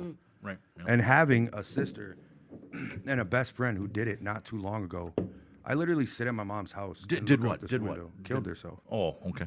And I look out this window every day and think, like, this dude's got a little brother still that I'm really good friends with. Mm-hmm. And all I do is every time I see this guy, I talk something recovery to him. And that's where I understand the new recovery specialist thing, that it's not you're not speaking sobriety. You're not speaking like stop drinking. It's more of the whole lifestyle. Recovery is a lifestyle. Well, and when you said that to me yesterday and the times before, what was the question? Do you remember what I asked you? Nah, I don't remember very well. Do you want to kill yourself or do you want the pain to end? Yeah, that. Because those are two different things. Yep. And that's where my switching is.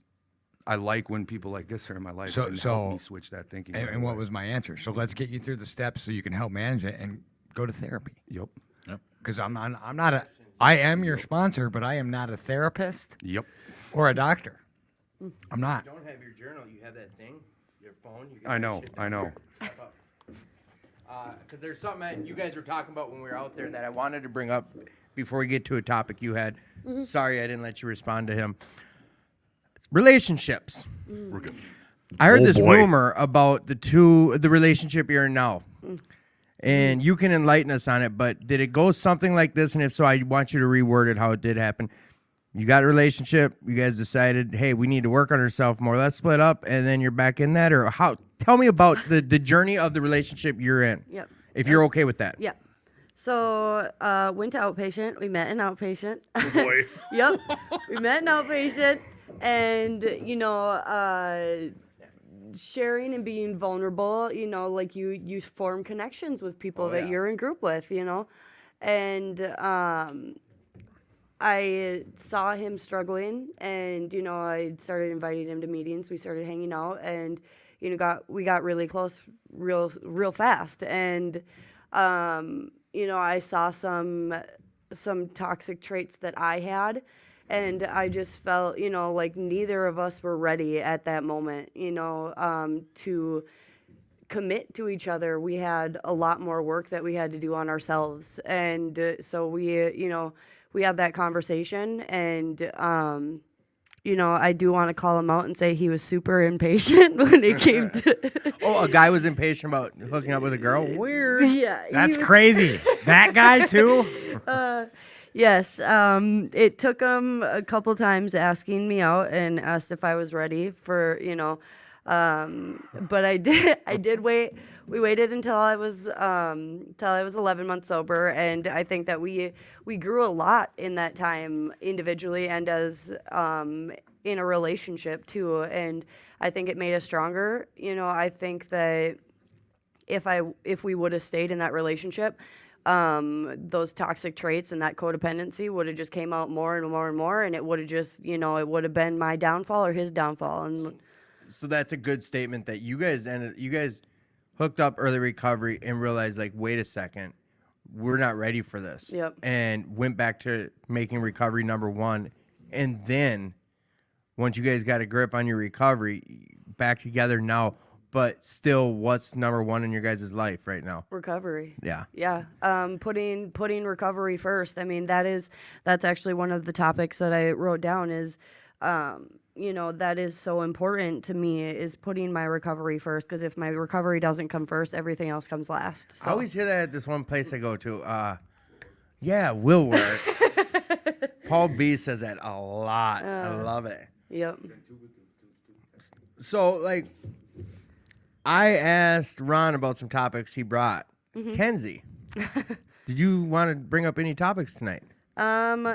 So, I mean, we kind of already talked about the goals with the peer recovery support specialist thing. One that popped into my head as we've been talking is boundaries, setting boundaries. That has been super, super important for me. And one that I can specifically think of right now is like in relationships and at work. At work has been, because, I mean, I'd like to say that I have a good work ethic. I work really hard, and I know you do. yeah, and so some of the higher ups multiple times came to me and wanted to push me into a management position, and I tried it and I was able to advocate for myself and be like, no, like I can't do this. It's going to be my downfall if I can't put my recovery first. I'm not going How to be old are able. you? I'm 28. And so it's more money, right? It Yeah. was more money. Yep. And how long were you in the position before you were like, nope, this ain't happening? I did it for a week. Shit, hey, Yeah. you did it. Yeah, I tried it, but it was so stressful. I mean, it was something different, and I wasn't comfortable with it, and I wasn't comfortable with them pushing it on me because they told me one thing, and then after I was trained in, they flipped it on me and said, okay, you're gonna do this and this and this instead. I'm like, wait, no, I'm not. No, I'm not, and it might You have. held your ground. Yeah, and it might have upset them, but that's okay because I'm okay today. And if they were pushing me and I would just sit back and accept it, I probably would have relapsed. Like it was turning into that stressful. Yeah. So Or I could see it going into that because I could barely handle myself. How can I manage Right. something, And you know what I think? And recovery's, of course, I'm answering for you. Recovery gave you that. Yeah. Like Oh, you yeah. would have never been able to. There's a lot of things today that would never have been able to do, or say and stand my grounds or a boundary, without learning what I've learned in recovery. Like you're in a relationship based out of honesty now. Yep. Like there's nothing you guys don't tell each other. Correct. And with boundaries, like, where does that come into play with your relationship and your recovery? And I know you guys are on like the same page, but like I said, let's pretend we're talking to some people that are struggling right now that are maybe thinking about a relationship, early recovery, women. Like, how does that go? The conversation, setting boundaries in a relationship and with recovery. I mean, so the relationship that I'm in now is like honestly the healthiest relationship I have ever been in, and it's different. It's new. Right. It's uncomfortable. It was uncomfortable at first, but we both knew that like sitting down and having those hard conversations is what needed to happen. And, you know, doing that over and over and over again, you know, on different topics, it has become easier. And, you know, we allow each other to talk and we listen and we give feedback. You know, the one thing that he implemented is like, do you want to just vent right now, or do you want feedback? You know, because sometimes we're not willing to hear when their the shit. tempers are high. Is that frustrating to even hear that? Like, I mean, no, not really. I mean, if you know, it's helpful. yeah, if I'm bitching about something and I don't want to, you know, I don't want his 2 cents. It's like, no, Right. I really just want to bitch right now, and like he did that too. Tad's done that with me before. Yeah. Like he's had to tell me like, Tim, I'm just venting right now because Yep. I'm over here interacting with him. Like, no, dude, calm down. Like, you're better than that. He's Yep. like, dude, I just need to vent. Our buddy Matt K did that to me once. Like, he called me and I'm starting to give him advice. Same with Ken R. And I interact like I'm over here, Mister, try to fix it. Yep. Interrupting, like, all right, well, dude, maybe you should just leave her. He's like, I wasn't asking for your advice. Yep. I just needed to vent. I'm not used. And my personal problem was I've never had someone trust me enough to even confide into me, and you know, so that was like I feel you on the whole. This is all new. Yep. Like I'm almost 40, Yeah. and Oh, he's old. yeah, I'm almost 40, and like I'm in the first relationship I've ever been in like that we're honest. Yeah. Like and every day is new. Every day, this is the first time I'm dealing with this. Yep. Like, and not like it's a bad thing, but these are all new experiences. Exactly. But we get to be there and be present for them now. Exactly. Ron. Get present, or we can leave you alone in your pity party. Yeah, well, we're always good at pities parties. And why don't you get over yourself and go out and help someone? Don't my problems told. for me. Wait. I'm thinking about myself too much. I think he's trying to drive and text. Yes. Stop that. Our JJ ambassador is he was and trust. Trust is huge. Don't my problems for me. I just want a bitch. Yeah, I don't know. You're gonna maybe we're gonna have to get a call-in line here. Don't fix my problems for me. I just want a bitch. Yeah. There you go, K-Wow. He's right, and he's right. Like, Well- as a fix or what? Go ahead. I was gonna say, and yeah, he said fix. For me, like with some things, like I want to just confide in with my boyfriend. You know, I just want to bitch. I just want to vent about whatever it is. You know, sometimes I tell him if I'm looking for, you know, recovery or advice, I will call my sponsor. I will call another woman in recovery because How do you say that sometimes? You're like, I'll call my sponsor for that, or like I'm just trying to place myself there at the scene of the crime, like when the tensions are high. I mean, the tensions really, we don't really get into it like that. No, I mean, like, I think that we're really good at communicating when it comes to that kind of stuff.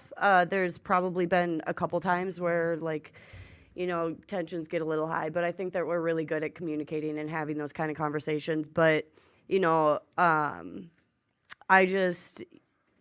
don't know. I guess I just call my sponsor maybe and process with her first, and then I'll call him and, you know, like you say, oh, well, I called Samantha, you know, I talked to her and, you know, this is what's going on. So, Well, you know what, and Ryan touched on it too. Like, I think that needs to be brought up a lot more because sometimes I'll get in my head thinking I know the answer to things, realizing after I think it through, like, no, this program has taught us, like, you reach out. You reach out when I'm struggling or I'm nervous of a relapse or I'm irritable. Like we've been given these tools to reach out to another alcoholic. This program was founded on one alcoholic working with another alcoholic. Isn't that how it went, Ron? That's exactly what went in what she's describing. I mean, it's, you know, our character defects will come to surface again all the time, every day. And we So if you do a fifth step, they don't go away? It's a 10th step. We call somebody, we pray, meditate, whatever you want to call it. Get out of ourselves for a while, and then we go out, make an amends or forgive somebody. To me, you either make an amend to somebody or forgive them. Yeah. I don't forgive that meeting last night was awesome, by the way. Yeah. We do this Thursday men's meeting at New Hope Alano. Yep. And you know, that's it's and that's why we move on. You know, a 10-step is basically a spot-on 4-step. I mean, you wouldn't. A present four Yep, step. is a spot. Yep, exactly. When in doubt, run it through the steps. Yeah, That's simple. That's another Simple- one I got to simple bring up program at for the complicated meeting. people. Yes, yes. That's shut up, shut the f up, and listen was one. Keep coming back's another, and pray for him. And finally, did you run it through the steps? When I'd have a problem, like Yeah. did you run it through the steps? Because there's nothing a problem. There isn't one thing that come up in your life you can't take it through those steps and apply that issue to each step. My part, their part, this, that, the third. God, pray, bop, bop, bop. In any length too. I mean, what Kinsey just said is, that's what these phone lists or whatever network you may have, or whatever the case of your sobriety. Mine, phone lists, the old-fashioned pick up the 10,000-pound phone, right? So, I need to make that phone call before I use. Yes. Especially in early sobriety. Yes. In my experience, but call someone if you're involved and you're out there in the fellowship, whatever fellowship it may be. But you kind of know what I'm talking about. But Yeah. I make some phone calls to people that are. Here's another thing I was going to write down for something to talk about, and of course we'll probably run out of time real quick. Can we be recovered, or are we always recovering? See, go ahead. What's your thoughts on these? Yep. Can we be a recovered alcoholic? Can you be a recovered alcoholic, or are you always a recovering alcoholic? I think that you're always recovering. I think that, I don't know. I guess my opinion is that, you're going to have to do work every day to continue to live the life that you're living, and, like the maintenance, the 10-step, So I don't think that I will ever be recovered, because I think that once that I think that I am healed and I am okay is when I let my guard down. So I think I know my answer will change over time. I know it will. Just with time, my thoughts, my process. But real quick, there was a gentleman at our meeting last night, and I've heard him say it more than once. I am a recovered alcoholic. Sorry if that hurts your feelings, guys, but I'm recovered alcoholic. But then he went into details of what he really is today. I can't even regurgitate it because I know I'll get it wrong. You remember what I'm talking about, who I'm talking about. Oh, I know When exactly. do you Yep. become recovered? So it does, I think, the eye of the beholder, but go ahead, Ron. Well, my experience is, and I guess we can, you can perceive it all you want to a certain extent, but right in the book, first page, we have Alcoholics Anonymous. There are more than 100 men, 97 men, and 3 women, the first 100, who have recovered from a seemingly hopeless state of mind and body, and that's what we're referring to in this book. To show other alcoholics precisely how we have recovered is the main purpose of this book. Now, we've recovered from a hopeless state of mind and body, obsession of the mind, an allergy of the body, and we're spiritually sick. So, recovering to me is somebody that's working the steps for the first time. And we're kind of putting a little bit of play on words, but the book says we can be recovered. Yeah. We're never cured. We have a daily reprieve about what we do, because we're at the end of the day, it's this simple to me. We're replacing a higher power of our understanding. No one tells us who this higher power is. I'm not going to judge your higher power. None of that kind of stuff. I substitute for whatever I believe in God. I use the word God, but whatever higher power you believe in, I'm substituting that for my addiction, booze, whatever the case. Yep. And that's what this book is all. That's what this book is all about. It's just but a symptom. Alcohol and drugs are just but a symptom of what's really going on, and that's why we get into these steps of 4 and 5. Is really AA's way of being a psychology. Well, you told me really, this is the only program you self-diagnose. Yep, I write things on paper and I find out what is making me drink. Because technically speaking, I'm no scientist. That's for darn sure. But alcohol is a depressant. It's not a stimulant. So, but the feeling it gives me when I have it, it ain't how much I use. It's what happens when I drink. Right. Yeah. And that's Or what use. yeah, sure, yep. Yeah, I haven't met many social cocaine users. No. Yeah, I'm gonna only shoot and I do heroin have a on little Wednesdays. experience with that, but you can argue that I guess a little bit. But I mean, yeah, that's just not the way. That's not the way I'm on. Someone, and this is good semantics or whatever, but Ron just said it. 97 men and 3 women. This is their This is their experience. You're reading about theirs. Yep. We are to have our own. We use their guide, their Principles and guides. yes, Yep. If Okay. you don't follow the guides, you get lost. yes. But there's statements in here that it's talking like the one he made. You can't. They recovered from a hopeless state of mind and body. That's what they did. Not saying that is your story though. We had some guests on a while ago who they went really ham on that, but you guys, I think this is a great show. We're getting to a time of the show where I want to ask both of you, is there anything you wanted to bring up before we start getting into some wrap-up stuff? We good? Yeah, We we're good?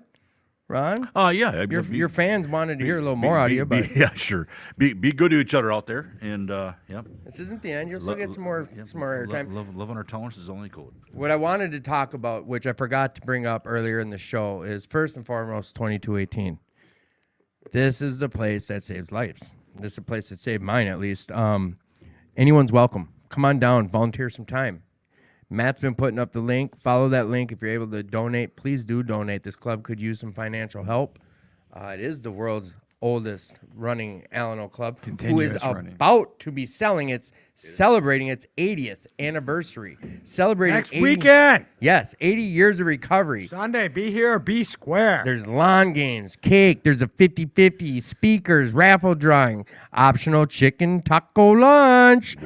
That is on the 10th, which is Sunday, 1:30 to 6 in the backyard, the deck area.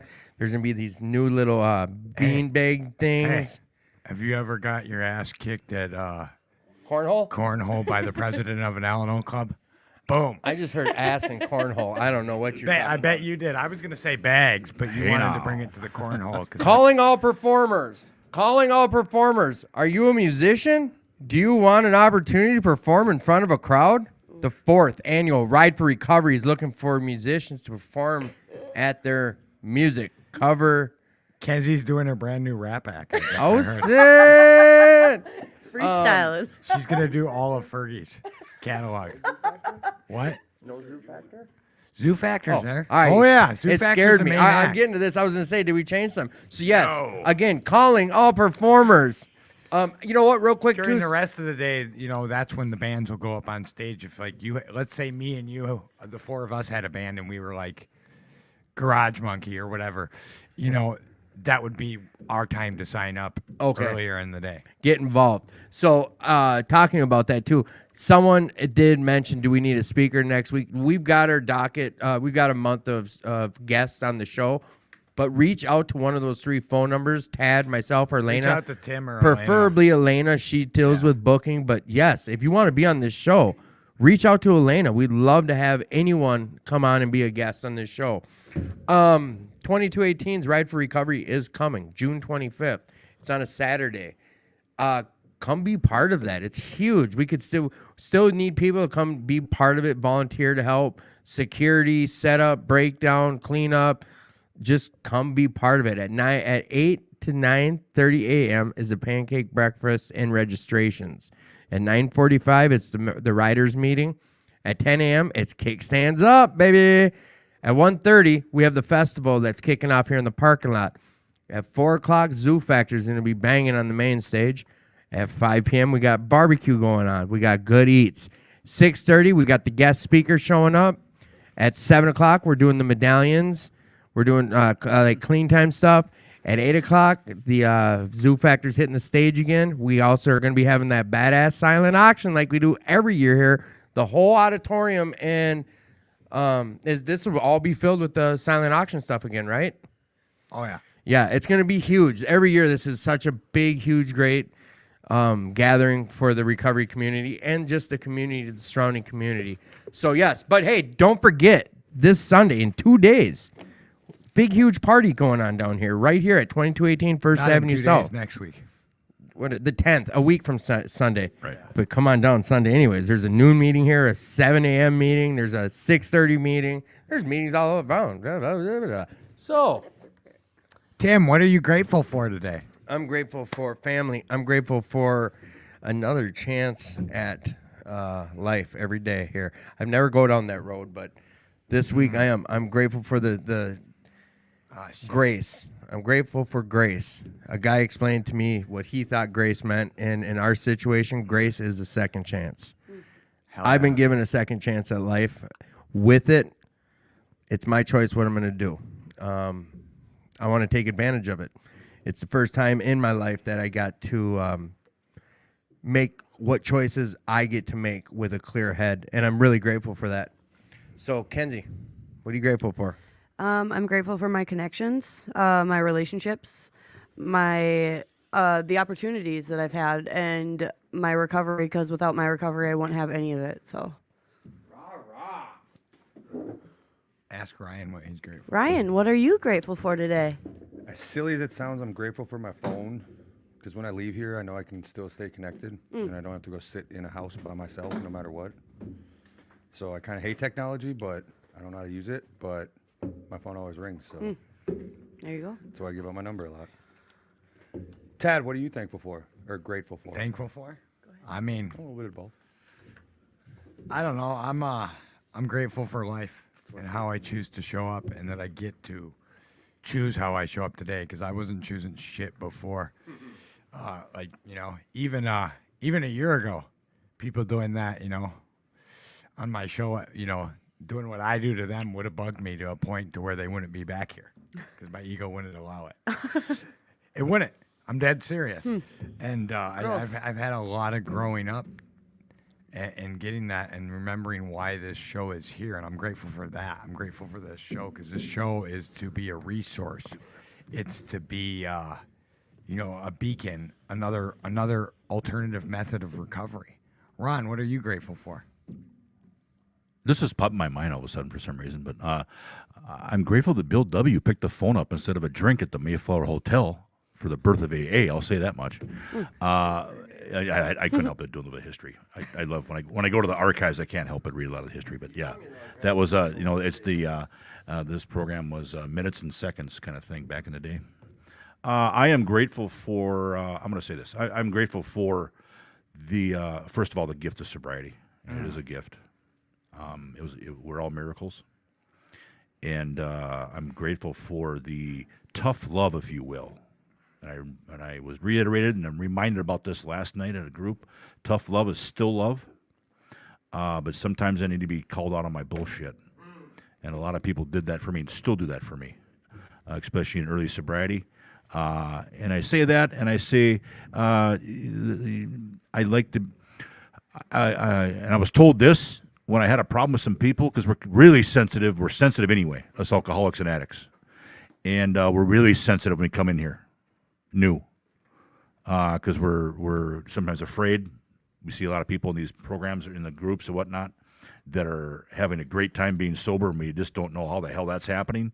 And sometimes things are said that challenge my thinking, and right away I feel threatened by that because I'm not open-minded enough yet.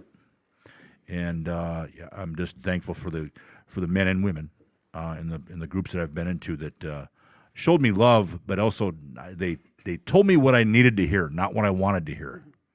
And I had a problem with that because I thought I knew everything.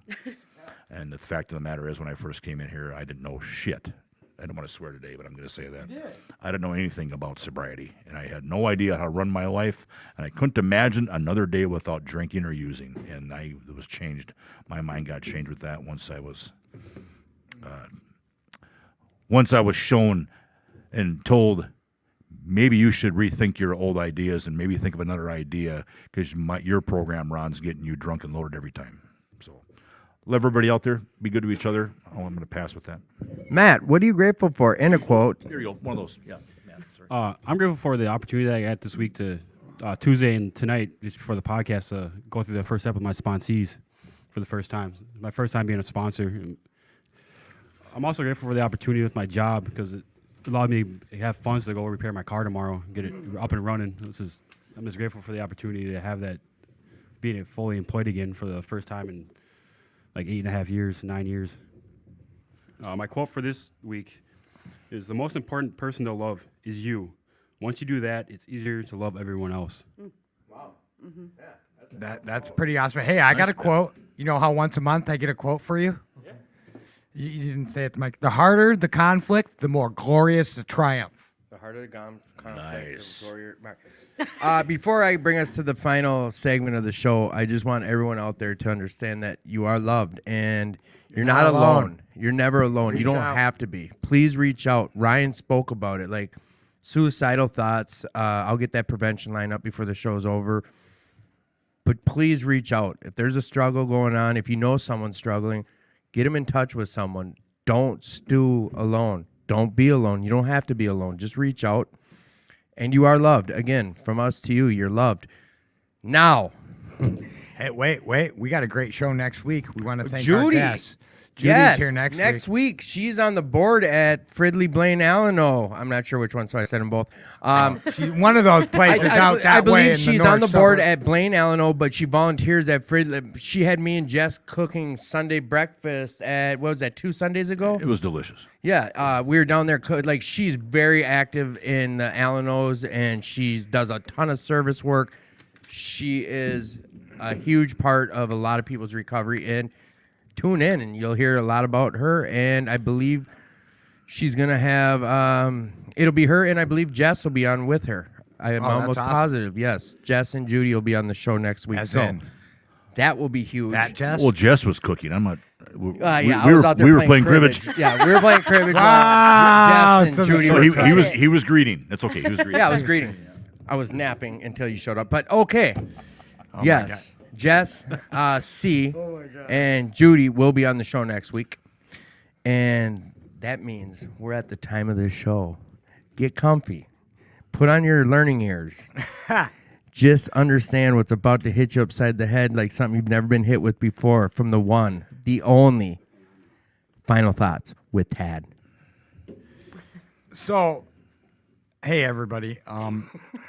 I recently made a decision, or rather a few or many decisions, and you know, it's like this, man. One of the first decisions I made was that I need to get my cup filled somewhere outside of work or somewhere outside of the places I volunteer, because I am such a person that where I volunteer, it's like work. It's like work. So, you know, that being said, I can't go get my cups filled at the sober houses I work at. I'm not going to get my cups filled from work. I'm not going to get, sometimes I do get my cups filled in this building. Sometimes my spirit gets filled. But more often than not the case. Because I'm running around and treating this like a job.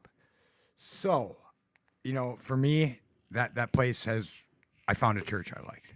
I go to meetings outside of here. That's not the point. And so that being that, I'm choosing to be happy. That's the other choice I made. The second choice is I'm choosing to be happy in what I do. And what I mean by that is, so to be present in the moment. I'm going to illustrate this. So I miss my girlfriend every second that I'm not with her. I miss my kids, you know. But when I'm not with them, if I'm happy, that doesn't mean that I'm a bad boyfriend. It doesn't mean I'm a bad father. So I'm choosing to be happy in the moments. So when I go to work and I'm missing my girlfriend or I'm missing you guys here, I'm not going to dwell on that. It's okay. It's okay. But I'm going to be the best working dad I can be. Because guess what happens then? When I'm happy at work, I work better. I'm productive. When I'm not happy, and we've all seen Dad here whose friends not be happy, what happens to the morale of everyone? Because I have a big personality. It sucks, doesn't it? Right, it sucks. So, like, I'm choosing to be happy at work. Also, like, I chose to be president. Now, there was some semantics. Like, I got elected. I got elected here. So people elected me. I didn't just come in and say I was going to be president. But, you know, I'm choosing to be president. I could quit my job and get another job. I could resign as the president. But so I'm choosing to do these things because they're things that I wanted to do. I'm the one who wanted to work at a bar. I'm the one who wanted to be the president of 2218. Now, there were other processes. I had to be hired. But I'm choosing to do those. So how in the fuck do I have the right to be a jackass about it or be crappy when things don't go my way? I'm the one who's choosing to do those things. So that being said, when I do this stuff, I'm going to be happy. I'm going to choose to be happy. And since I've made this choice, in the last week and a half, I have noticed a fundamental difference. Not only am I not complaining about this stuff as much when I go home, work, or the other things that I do to my significant other, which in turn results in more time for us to be us and less time of having to heal the damage. Because when I'm choosing not to be happy, then I'm triaging everything. And what does that look like for a friend, for my significant other, for my sponsor? Then we have to take time out of what we would normally be doing and enjoying ourselves to triage the things that I chose to do. So now that I'm choosing to be happy, I can enjoy my dad time, my personal time. And wow, that's weird. Now I don't have to reflect on everything I did throughout the day because I'm not choosing. Look, man, conflict's going to come up. Life is life. At the end of the day, I chose to have a bunch of high escalation positions where I have to solve problems, situations where I have to make quick decisions. And, you know, like at work, I run around fixing stuff. Like the other day, I made the comment that I felt like I was the misfit toy because I don't have a true position at work. I do stuff in the kitchen, I do security, and I help the bar back. I float around. And it's easy for me at work when I say triage when there's an area where it's on fire, where like there's one bar back shirt. Yeah, obviously then I go and help the bar backs or the kitchen's overwhelmed. Then I go, that's easy. What was hard for me was to figure out, just be. I'm there, my work calls it doing TAD stuff, going around and getting everything ready. So it's harder for me to just be cool. And so I don't want to be angry. I don't want to be the guy that always has to deal with conflict. So I'm choosing to be happy. And like I said, do what you love. And if not, then what the fuck are you complaining about because you chose to do it? That's just my new outlook on life. And that's me. That's me. You can take this or leave it. Like I tell my sponsees, let it ruminate for a day. And if it doesn't apply to you, see you bye. If it doesn't apply, let it fly. Yeah, if it doesn't apply, let it fly, as my good friend Timmy says. Hey, I've been Tad. You guys have been wonderful.